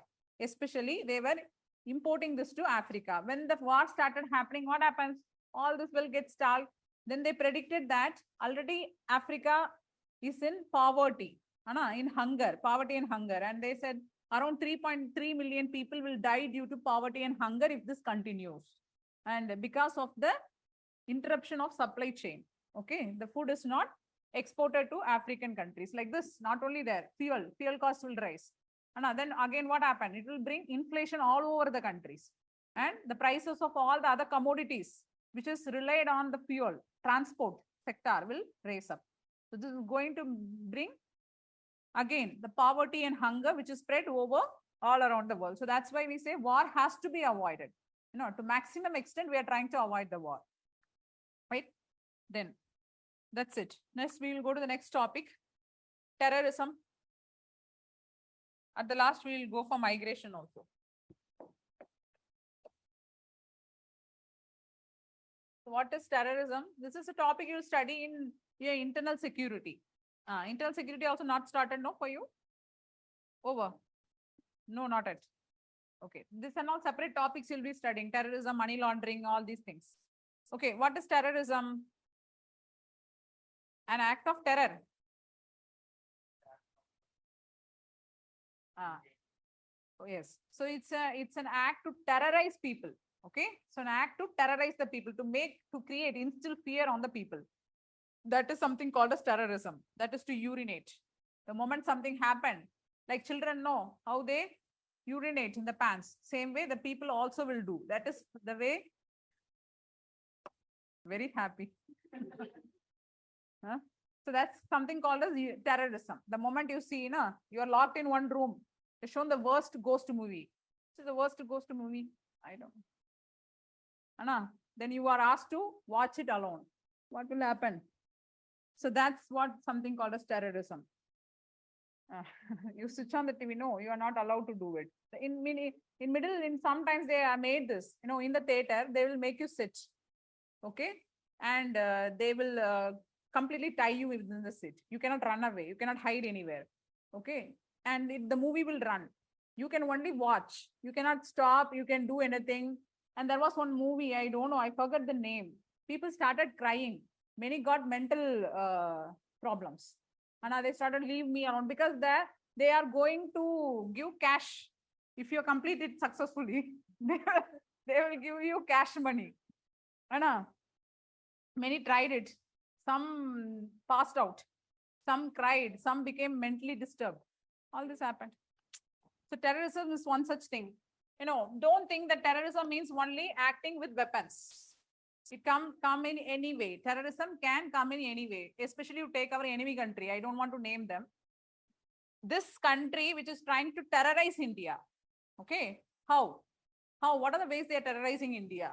Especially you take our top head of us, Jammu Kashmir. Still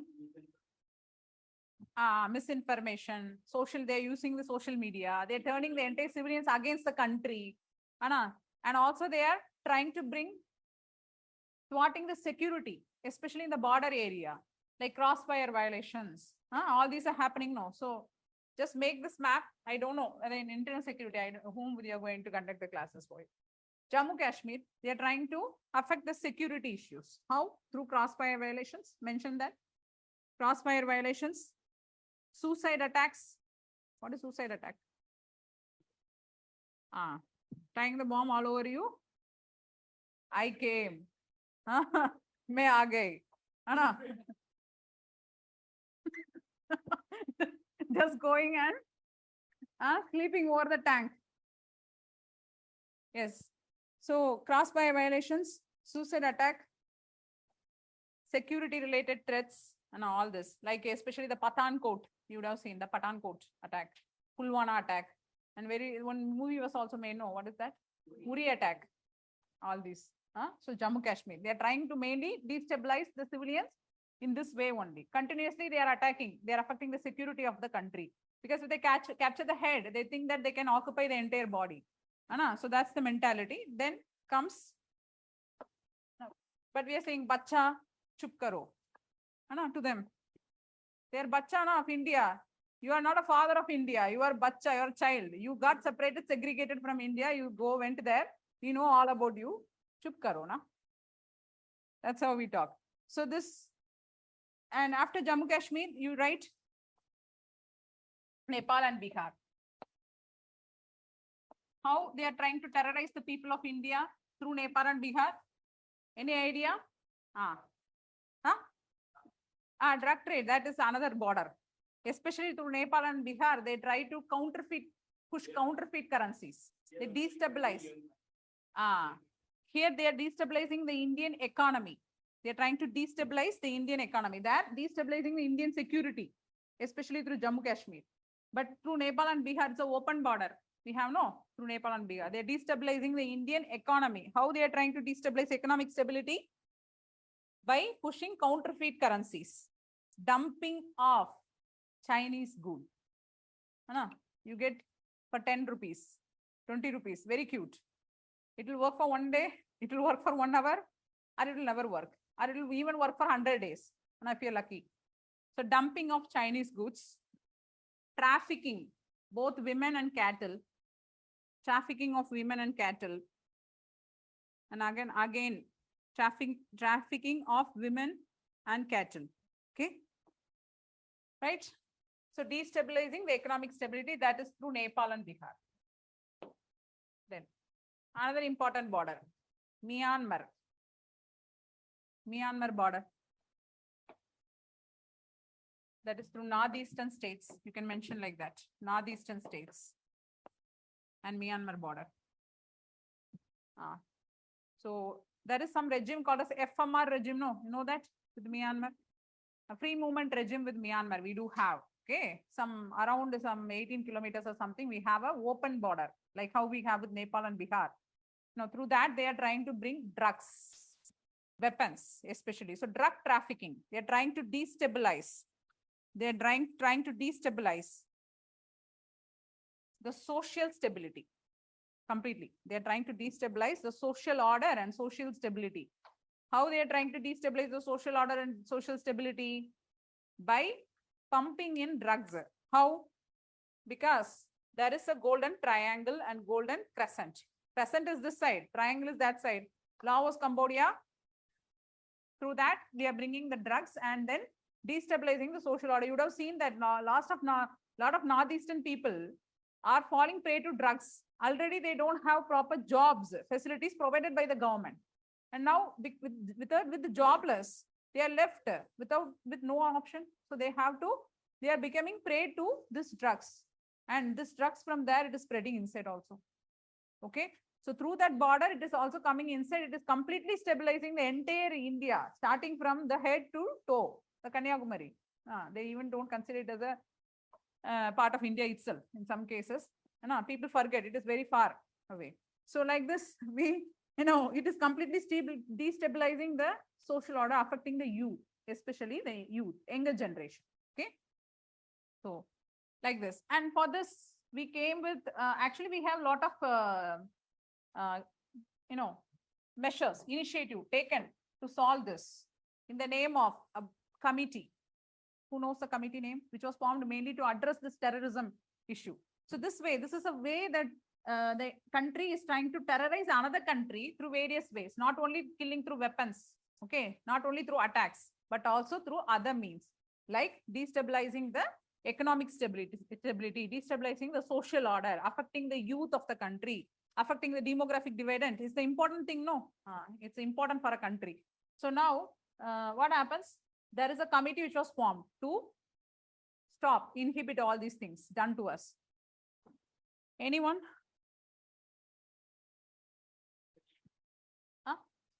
What is it? In India only.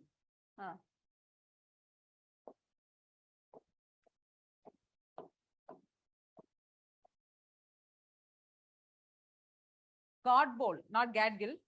There is 2 persons. One is Madhav Gadgil. That committee was formed related to environment. And Madhav Godbole committee. What are the 3 recommendations given by this committee? One border, one force. Okay, this committee came up with 3 recommendations to stop these types of terrorism related activities. There is one border, one force. Okay, one border, one force. Second, Department of Border Management. Department of Border Management, Land Port Authority of India. 3 recommendations given by this committee. Land Port Authority. Do you know there is some authority like this? Seaport is there? No. Know that? No. Same way, like Seaport, LPAI is there. Land Port Authority of India, we have in India. Okay. So all these later, one by one, was implemented. All this 3 was recommended by this body and 3 recommendations were accepted. And then we implemented one by one. One border, one force. How we are saying one border, one force? How we are securing India, Pakistan and India, Bangladesh border? Both are separated from India. So India, Pakistan, India, Bangladesh. What is the force which is there guiding? BSF, Border Security Force. You have to know that. Okay. So border security, anyway, in interview also they may ask the question like this. Border Security Force, which is guiding the border between India and Pakistan, India and Bangladesh.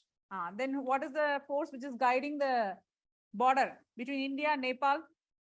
It's an open border. SSB, Shastriya, Bhutan, Nepal. We have SSBs. Okay, so Shastriya Seema Bal. Bhutan only. I'm saying Nepal and Bhutan. Shastriya Seema Bal, and another leftover. ITBP. Guiding India Tibet. That is China border, and another one force is there. No. Assam Rifle. Yeah, the oldest force, the mountain force, Assam Rifle, between India and Myanmar. Okay, so please keep this in mind. This is not connected, but you have to know. Like this, we have taken away all its recommendations and have implemented one by one. 2009, Department of Border Management was established under the Home Ministry. Okay, so to take care of the border-related issues, especially.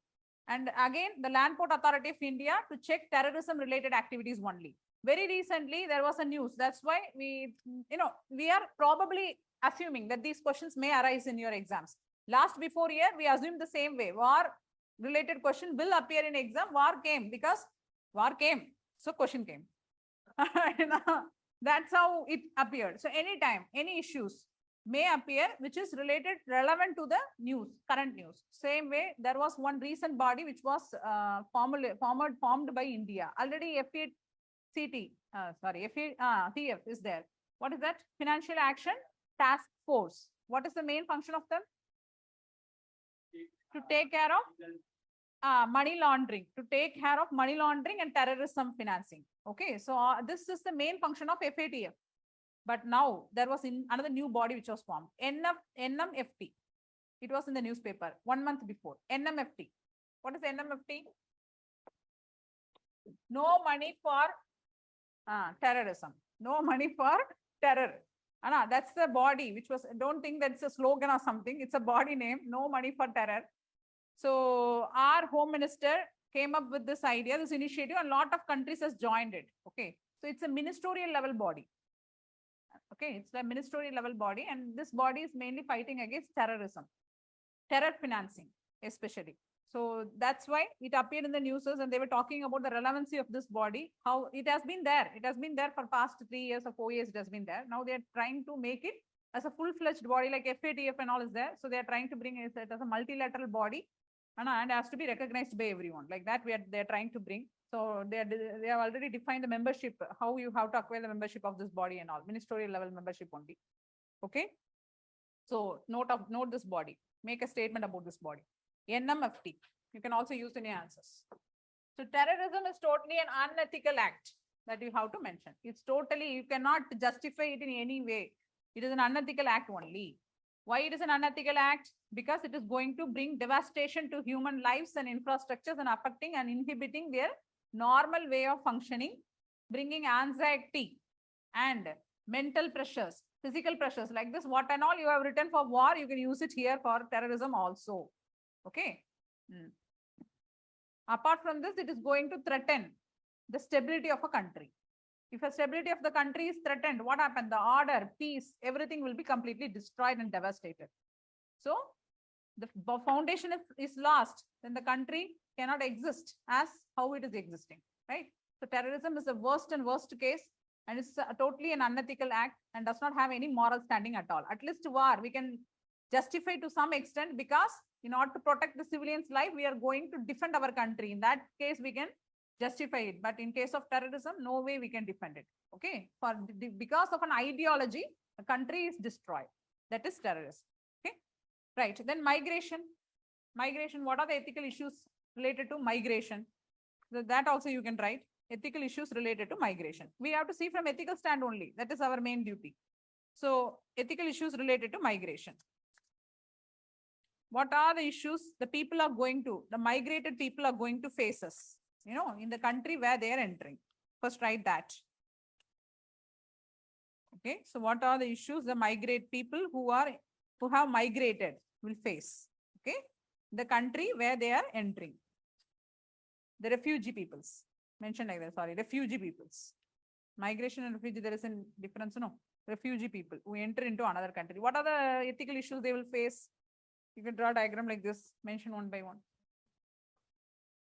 prosecution in the country where they are entering also. So you write prosecution of their lives. First thing, no security to their life. Okay, so no security to their life. Second, so lack of security. No, they don't have security to their life. Second, they live in poverty. Why we are saying they live in poverty? They are running away for their life. They don't have any document. They don't have any legal document to enter a country. So they illegally entering a country, and they cannot expect anything in the name of jobs, anything in the name of the security which they can take from the country, the country where they are entering. So you can mention they live in poverty and they face violence and exploitation. They face violence and exploitation. Okay, exploitation. They face violence and exploitation. Violence and exploitation. Third point, they do not have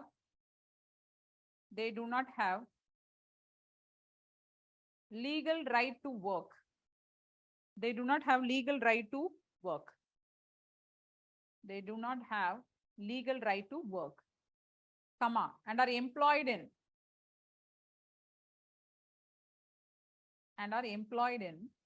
informal sectors. They can only enter informal sectors. You already know how the informal sectors is functioning in our country. No proper payment, no labor laws, no security, that's why no proper regulation of timing and money in the informal sector. So that's what it's happening to these people. They are exploited for work. Okay. Then next point, they do not have access to healthcare. They do not have access to healthcare, comma, education. They do not have access to healthcare, comma, education, and other vital public services. Why? Because they are unaccounted and they lack any legal identity. So how it will be provided to them? They don't have any social security benefits from the country where they are entering. Okay, then next point, women are at risk of gender-based violence. Women are at risk because of gender-based violence. Women are at risk of gender-based violence. How? Gender-based violence. Put a hyphen and write. Mainly, they don't have basic facility like staying location. They have to share it with men. So they are illegal immigrants. They come inside. They don't have proper space to stay. So they have to share their location with the men. So due to this, they are in the verge of sexually exploited. Okay. So living space with the strangers, due to the rising accommodation costs, they will be exploited sexually. Then lack of solidarity. Next point, lack of solidarity in refugee protection. This is the entire country lack solidarity, unity, the world itself. There is no proper mechanism we have devised so far. So many people are pouring in as refugees, but we don't have proper programs or schemes or plan or mission how to handle these people. There is a body also, even HCR, even High Commissioner for Refugees. We do have, but we are lagging in many things. So there is no proper implementation of schemes and all. Then increasing child labor, that also you can write. Child labor and child exploitation. Increasing child labor and child exploitation will take place. Okay. Like this, I'll give a homework for you. Actually, yesterday I asked you to write one answer. No. What was the question? Let us solve that first. I gave one question for you. Do you remember?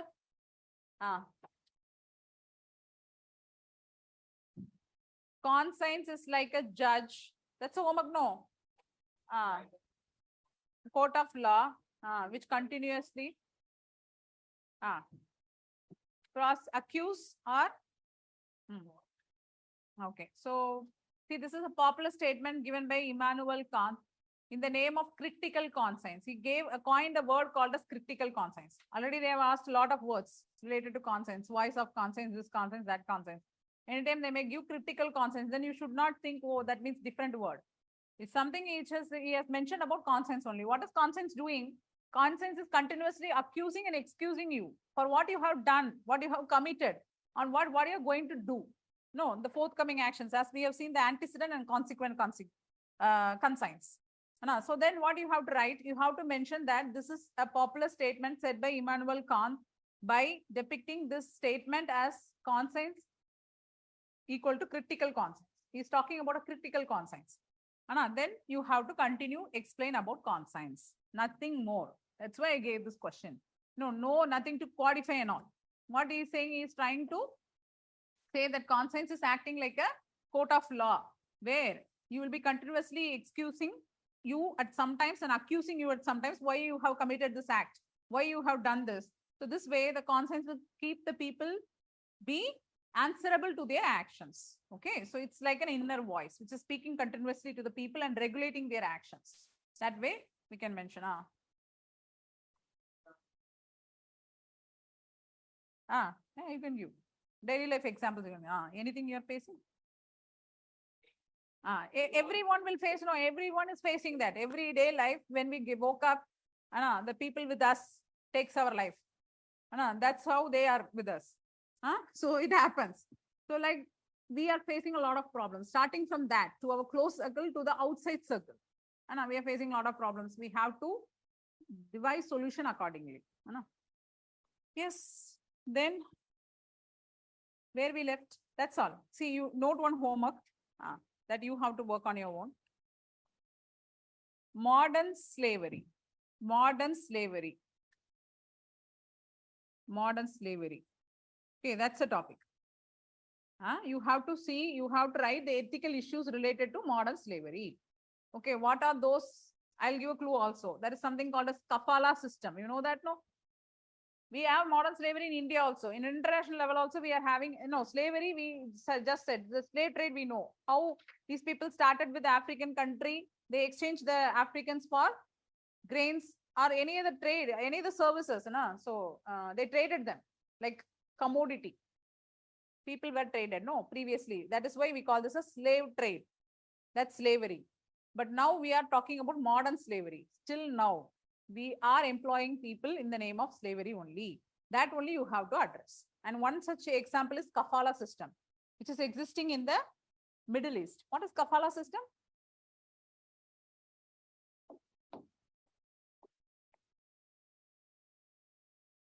In the Middle East especially. Just go and surf about this. So here, what happens? The passport. If you want to work inside the Middle East, you have to get recommendation of that resident of the Middle East people. And the passport has to be submitted by, will be holded by this person. He will be responsible for your actions when you're staying in the country. So what happened?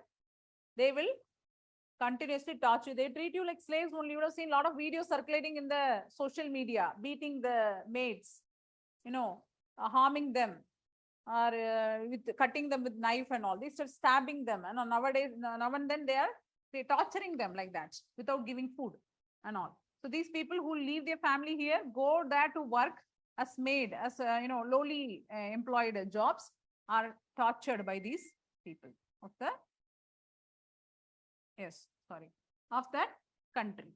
Okay, so this is happening. This is something we call as modern slavery also, a kafala system. Same way, various types of modern slavery is existing in our country. Okay, so that you make a note. What are the ethical issues related to modern slavery? And when you're trying to write about the ethical issues, try to give some solutions also inside. In between, you have to say that there are a lot of conventions related to slaveries and all. And even the labor laws. And one more thing also you can mention, labor, child labor. Mention that, child labor, ethical issues related to child labor. So 2 topics I have given. Surf and bring and forward the answers to me. Let me check how you are approaching that topic. Okay. Done? Yes. So for this, I'll forward notes to you. IR, right? What is the next topic? Corporate governance, no? Everything over? This is the last topic of your for 60th unit. I hope so. Corporate governance. That's the last topic, no? We have done everything. So we have time, no problem. We'll start this.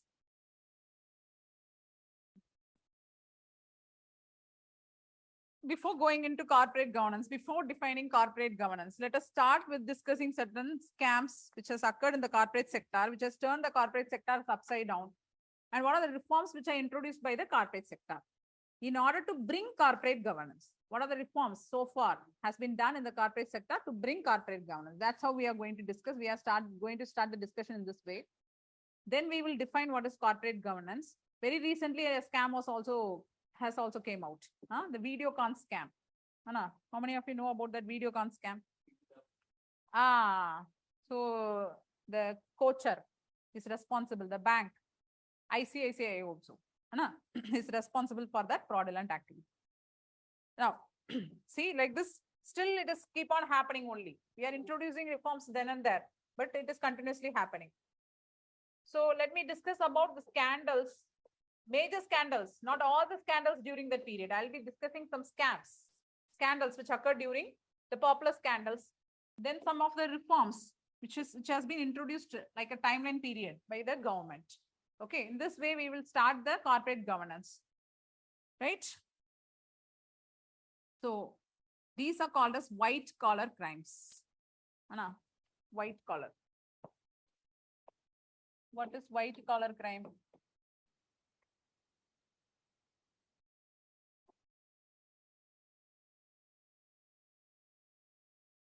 In corporate sectors? Any kind of fraudulent activity? Very good. That is financially motivated crimes. We call this as without violence. Most of the cases, these people, that's why they are called as white collar crime. It's not a blue collar crime. Blue collar crime is totally different, and pink collar crime is also there. You don't know what is pink collar crime? Surf about this. Not crime committed by women. Why women cannot be a crime committer? We need equality in all, no? So that scandals are scams. Okay, first one, Jeep scandal.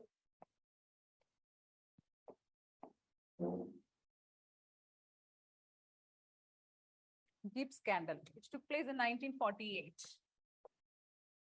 Then High Commissioner to Britain, okay, skipped the protocol and signed the 80 lakhs deal. At that time, it was huge money. 80 lakhs deal for purchasing Jeep with the UK. So this was the first scandal which came out, okay, where the administrator is collaborating or is trying to get corrupted. So this was the first scandal which came out, and in response and related in this period, there were a lot of scandals and scams which took place, minor scams. The measures taken by the government is ICAI. What is ICAI?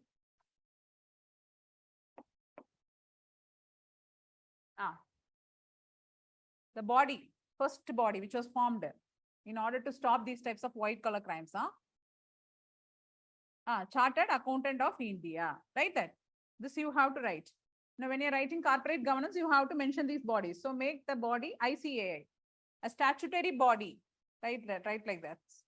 It's called Institute of Chartered Accounts of India. Institute of Chartered Accounts of India.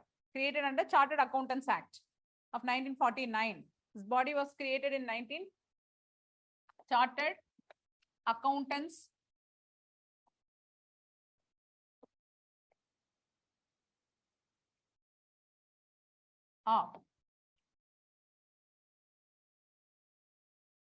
simply we call this as Chartered Accountants Act 1949. Okay, under this act, this was established as a statutory body. No, what is meant by statutory body? So body formed through passing of an act, that is called statutory body. So what is the main function of this? Put a hyphen and write this body. This body will issue accounting standards. This body will issue accounting standards. This body will issue accounting standards for disclosure of financial information. This will issue accounting standards for disclosure of financial information. Okay, disclosure of financial information.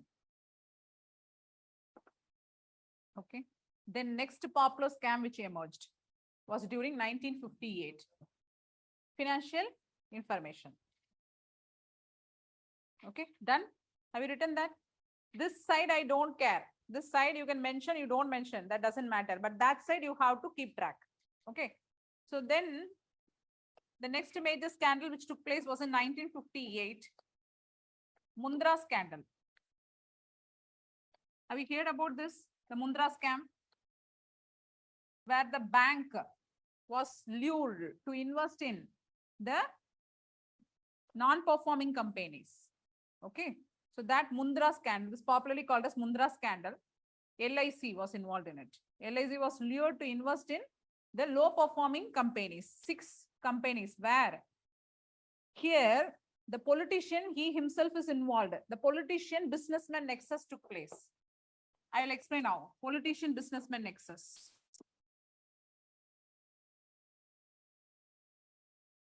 It revealed the nexus between the politician and businessman, because that then finance minister Krishnamachari, you would have heard about this person. His name is very good. T.T. Krishnamachari was he himself was involved into this scam. His son-in-law owned this company, where the company invested in 6 companies which is performing less. That is, they hold shares of 6 companies. Now he is the finance minister. What he did, he made LIC to invest in those 6 companies in order to lure the investors, that as if the company is performing better. No, it's something, a type of rigging you do. It's a market rigging. We call this as market rigging. No, in finance, in economy, you would have studied this word. So you're rigging the shares of the company and luring the investors. And this scam was exposed later by Feroza Gandhi. Okay, who's Feroza Gandhi? Feroz Gandhi, son-in-law of Nehru.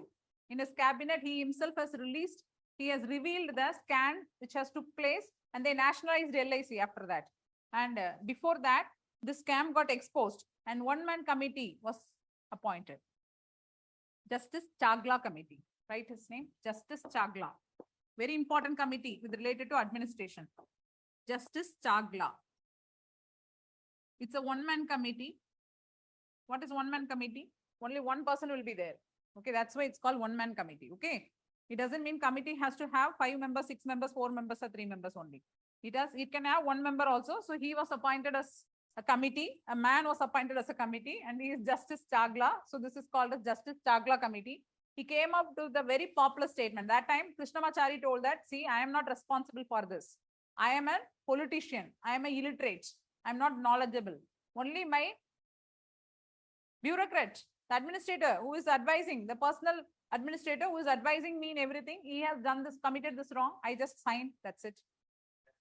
Crass ignorance. Anna. Then court said that, see, you have come here as a minister. You cannot simply say that like a kid's play. You cannot say that someone asked you to do so, you did it. Anna. So you cannot do that. So that popular statement was Justice Chagla committee, ministerial responsibility and civil servant anonymity. This was the word coined by this committee. You are the one and only person who are responsible for this ministerial responsibility and so when you are giving this word, you can mention about Justice Chagla, civil servant anonymity. Yesterday also, when you are writing about the roles of civil servant, you would have written the word called anonymity role. Do you remember? When you are writing good governance, so that anonymity word came from Justice Chagla committee only. They told that, see, you have to resign as a finance minister. You have responsibility towards the country, towards your action. So you are a civil servant who is working on your behalf in an anonymous manner behind you cannot take the responsibility. You are the one and only person who is involved in this scam. So just resign from your job, leave. That is ministerial responsibility and civil servant anonymity. Okay. This popular statement was given by the Justice Chagla committee. Next came the next popular scam, which took place is around 1980s. Anyone?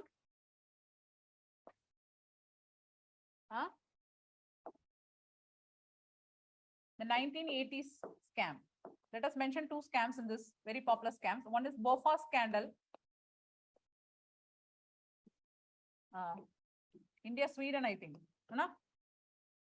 Have you ever heard about this name? No. Huh? It's a deal between India and Sweden, where the country's topmost functionaries, politicians are involved into this scandal, BOFA scandal, for purchasing of some helicopters or something. I think so. Some deal. Artilleries, okay. Very good, very good. So BOFA scandal. So that's a political scandal where the politicians are involved into this scam. And then came the fodder scam, fodder scam, where the embezzlement of money took place. And here the politician bureaucrat nexus got exposed. Politician, this scandal only, politician bureaucrat nexus. See? Nexus. Lallu was involved in it. Fodder scam. See, imagine a man who took 9.4 billion from the treasury to buy fodder for cattle. So that is a major scam. Mastermind of the scam is that person, the fodder scam, where it revealed that the politician bureaucrat nexus has happened. Then in 1988, a body got formed. Anyone?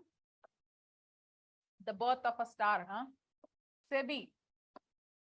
But it's not like SEBI. They're improving day by day. SEBI. What is SEBI? Security and Exchange Board of India. Security. So you write about that. SEBI. 1988, SEBI got formed as a regulatory body. As a regulatory body. Okay. As a regulatory body in Indian Stock Exchange. Stock market regulator. SEBI is a stock market regulator. Okay. Indian Stock Exchange. Full stop. As a regulatory body in Indian Stock Exchange. Full stop. Okay. Its main function. What is its main function? Its main function is to promote. Its main function is to promote the development of. Its main function is to promote the development of. Okay, it's to promote the development of and to regulate. Promote the development of and to regulate the securities market. Development of and regulate the securities market. Okay, so both developing the market, security market, the stock market, and also to regulate it. That is the duty of SEBI only. Okay. And regulate the security market. After this came our hero, Harshad Mehta. The popular scam, 5,000 crore money. Harshad Mehta scam. Nowadays, these people are treated as stars. Harshad Mehta scam, which happened in 1992, a popular scam. Harshad Mehta scam. He was an Indian stockbroker. You know that? No, he was an Indian stockbroker. What he did? Stock manipulation. He did a stock manipulation where again a bank was involved in it. Okay, so the public functionaries along with the businessmen, there is a nexus between these people. The manipulation of stocks happened, and the Bombay Stock Exchange was also derogated. The name of Bombay Stock Exchange was also derogated in this. Around 5,000 crores was looted. Okay, so now what happened? Some major reforms took place in 1992. SEBI got first one. SEBI got statutory status, statutory recognition. Previously, SEBI was formed as a body, like a toothless tiger it is. Now, you are giving a legal backing for SEBI. SEBI Act was passed in 1992. If you now go and launch SEBI site, they will mention that SEBI was formed through the SEBI Act 1992. It means the body is formed around 1992. No, the body was formed long ago. 1988, the body got formed. But the statutory recognition came very later in 1992. Okay, through the SEBI Act of 1992. Now it got the statutory recognition. Second reform. Confederation of Indian Industries. CII. Confederation of Indian Industries. Confederation of Indian Industries. In 1996 gave desirable code of good governance. Okay, desirable code of good governance. They gave code of good governance. Confederation of Indian Industry came up with code of good governance. Okay, in 1996 this code came out. So in 1996 this code came out. Code of good governance. Next, third reform, Birla Committee. Birla, Tata Birla, is there no? Birla Committee. The committee name is Birla Committee. This is another person, another Birla. Birla Committee. Around the year 1999 to 2000, this committee was formed. Around the year 1999 to 2000. Very important class was given by this committee. Still now we are following that in the corporate governance. Class 49A was given by this committee only, Birla Committee, which came out in the year 1999 to 2000. So what is this class 49A stating about? Put inside the bracket you write listing agreement. This class 49 is called as listing agreement of every stock exchange. You know, every stock has to get listed, no? In the stock exchange, if you take any stock exchange, the stocks will be listed. For getting listed in the stock exchange, you have to follow certain agreements. You have to follow certain steps. Okay, regulations that was given by under class 49A. So this is to bring good corporate governance. For that only they have made this in order to stop the fraudulent companies entering inside, in order to stop all those types of activities, financial losses made previously in the stock exchange, not to stop that. To listing agreement. It's listing agreement for stock exchange. For every stock exchange has to follow this. BSE, CSE, we have a lot of stock exchanges, no? BSE is the oldest stock exchange. So like this, we have a lot of stock exchange. In economy, you would have studied this. So they have to follow this, class 49A. Next came the next scandal. Scandal keeps on going. It takes place. Every year you will face with a lot of scams and scandals. Some gets popular and exposed, like Harshad Mehta. Next is scam in 2002. Telgi scam. Another popular person. See how intelligent he is. Okay. Telgi. Abdul Karim Telgi, I hope so. His full name is Telgi scam. It's popularly called a stamp paper scam. Stamp paper. What is stamp paper? You would have seen about counterfeiting the currencies. People will be doing here and there. This person counterfeited the stamp paper itself. Abdul Karim Telgi. So even government wondered how it happened. Stamp paper counterfeiting. So stamp paper scam happened. Telgi scam. It's popularly called as Telgi scam. So they counterfeited the stamp paper, Indian stamp paper. And this came out. It's one of the corporate fraud, major corporate fraud which took place. I don't know around how much money flowed around this. Okay. So at this time, Naresh Chandra committee came forward. Okay. In 2003, Naresh Chandra committee recommended for the formation of SFIO. What is SFIO? Very good. Serious Fraud Investigation Office. SFIO. Serious, write the full form also. Serious Fraud Investigation Office. They will investigate corporate frauds only. Investigation Office, especially the white collar crimes. They will investigate this fraud. Serious Fraud Investigation Committee. On the recommendation of Naresh Chandra committee, this was formed. The SFIO got formed in 2003. Mention the year 2003 it got formed. Okay, with that it will stop. No, our body also got formed. Regulatory body is also there. An office organization was also formed in order to investigate the crimes which is happening. Then in 2009, Satyam scandal took place. Satyam scandal. 2009. Anyone asking something? Satyam scandal.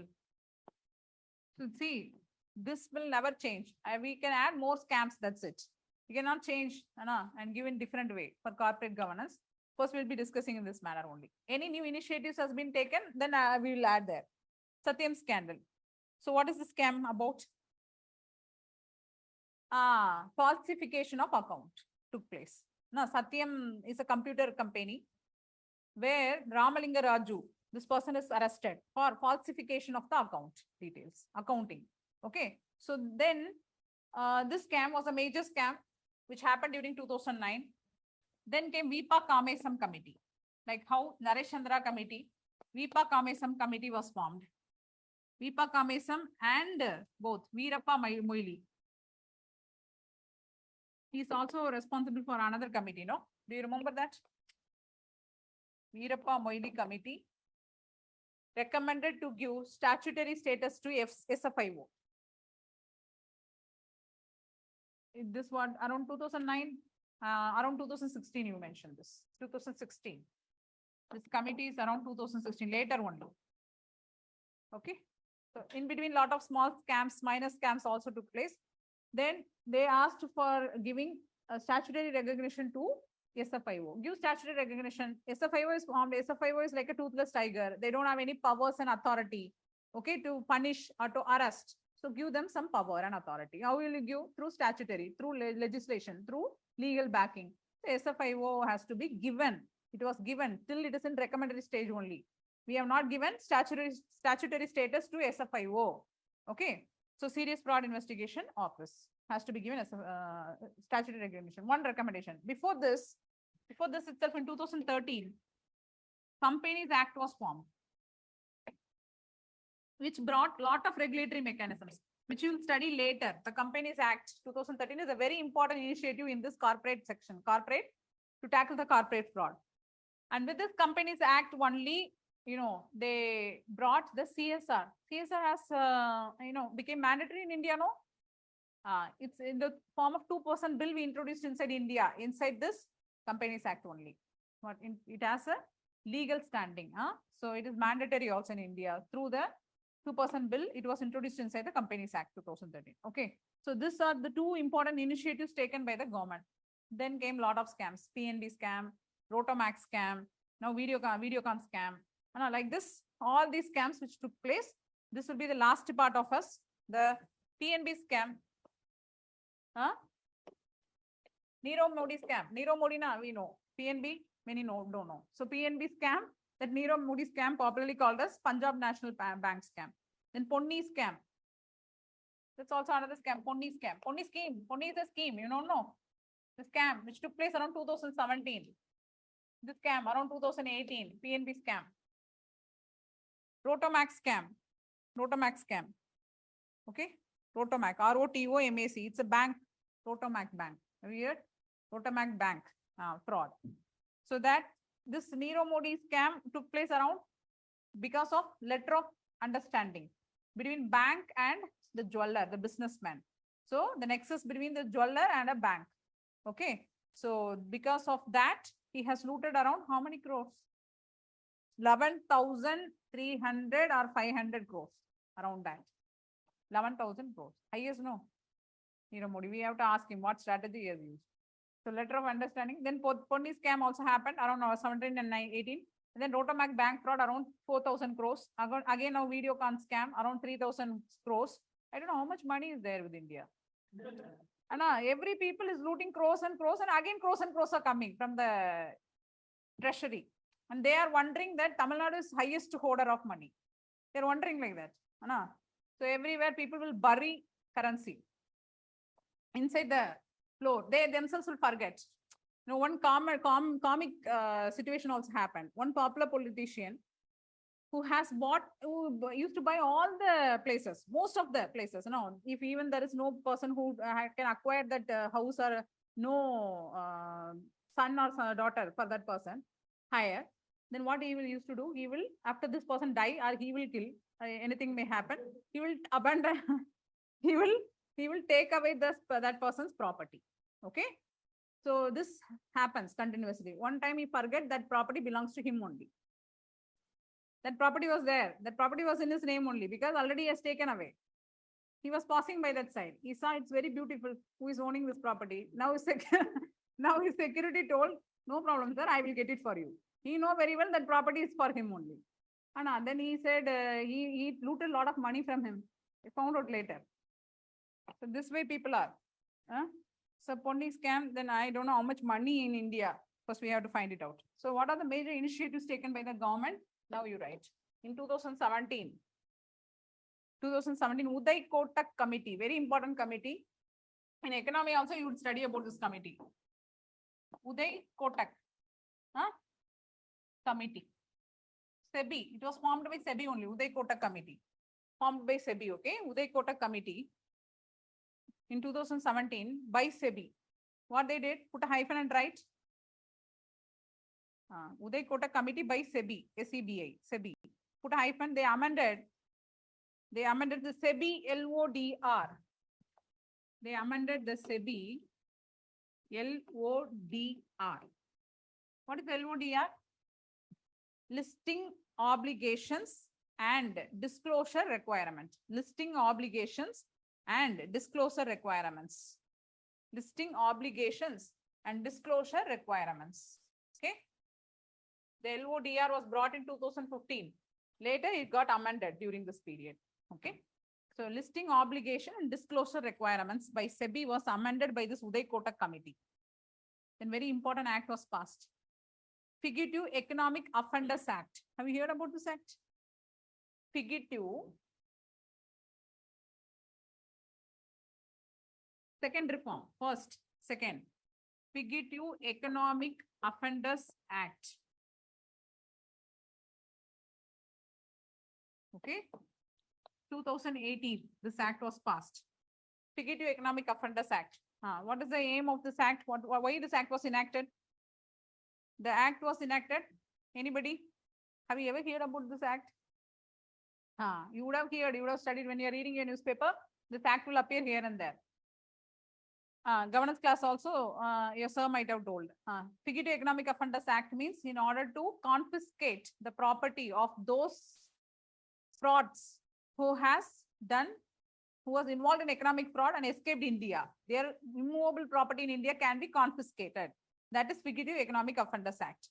Put a hyphen and write. It's an act that seeks to confiscate. It's an act that seeks to confiscate properties and assets. It's an act that seeks to confiscate properties and assets of economic offenders, property and assets of economic offenders, okay, economic offenders that evade prosecution, seeks to confiscate properties and assets of economic offenders that evade prosecution by remaining outside the jurisdiction of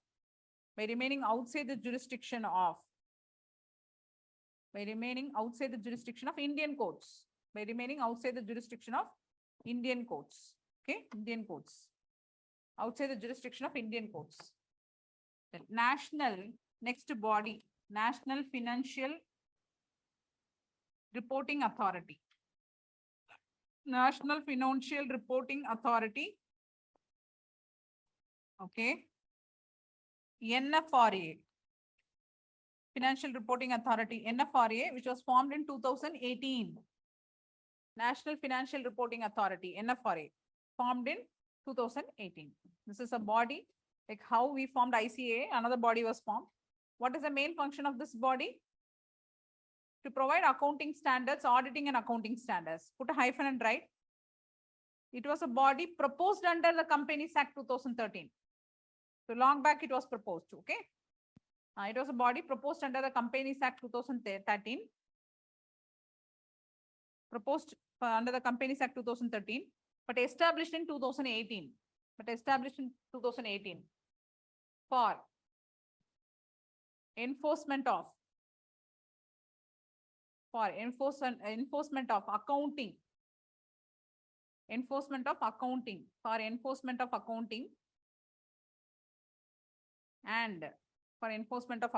And monitor and enforce compliance.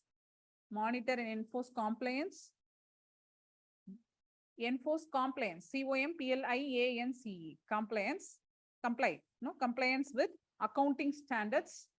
Monitor and enforce compliance with accounting standards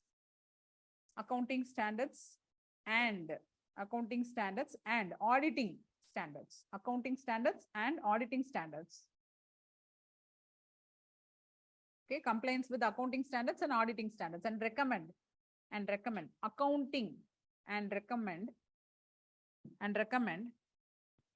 and recommend accounting and auditing policies. Recommend accounting and auditing policies. Accounting and auditing policies. Policies and standards. Accounting and auditing policies and standards. And standards to be adopted by companies. To be adopted by companies. So this body function as a regulator, okay? Like an independent regulator, like SEBI, how SEBI is. It's a regulatory body. Same way, this body is for accounting and auditing regulator. It's an accounting and auditing regulator body, okay? So it's an independent regulator. Next reform, fourth. Another one, two reforms only. SEBI came up with new corporate government norms. SEBI gave, this and all will be forwarded to you. We will not discuss in the classes. They gave new corporate governance norms. New corporate governance norms. Standards, okay? New corporate governance norms. Fourth. New corporate governance norms. That is fourth. Then last reform. Last. Fifth one. Ministry of Corporate Affairs. You have that ministry, no? Huh? Ministry of Corporate Affairs, it is there, no? And SEBI. Ministry of Corporate Affairs and SEBI entered into MOU, Memorandum of Understanding. Okay. Entered into MOU, which was given by Arjun Sengupta Committee. Ministry of Corporate Affairs. Understanding, MOU, Memorandum of Understanding. You have written like this, no? MOU, where the bodies comes into understanding. Memorandum of Understanding is like an agreement between two bodies. So where Ministry of Corporate Affairs and SEBI enters into Memorandum of Understanding. This Memorandum of Understanding was recommended by Arjun Sengupta Committee. They brought this Memorandum of Understanding. Why they entered into Memorandum of Understanding? Put a hyphen and write. One sentence. Put a hyphen and write. For tightening regulatory oversight. For tightening regulatory oversight. For tightening regulatory oversight. Oversight in wake of corporate frauds. Okay. For tightening regulatory oversight in wake of corporate frauds. In wake of corporate frauds. Okay, so they will be sharing information with each other. Ministry of Corporate Affairs is also for that only, to check in corporate frauds. And SEBI is also for that only, to check in stock market corporate frauds. So they both will join hands. Now they will exchange information in between. As there is lacking, that is lacking between CBA, CVC and all, I told you, no, there is no cooperation and coordination among those bodies. But here they went into Memorandum of Understanding to exchange information in order to stop the corporate fraud. Okay, so we'll stop here. Perfectly 12:30, I think. Anna? That is 5 minutes before. Huh? We'll assume so. Huh? We'll assume so. It is late. It's over. We'll meet tomorrow then. So this week, I hope you'll have test. Huh? The 3 unit, already we have discussed that. That only, not the 3rd unit will not come here. And 6th and 7th over, again, we'll give a test for all the 3 units. 3rd, 6th and 7th. Okay. Thank you.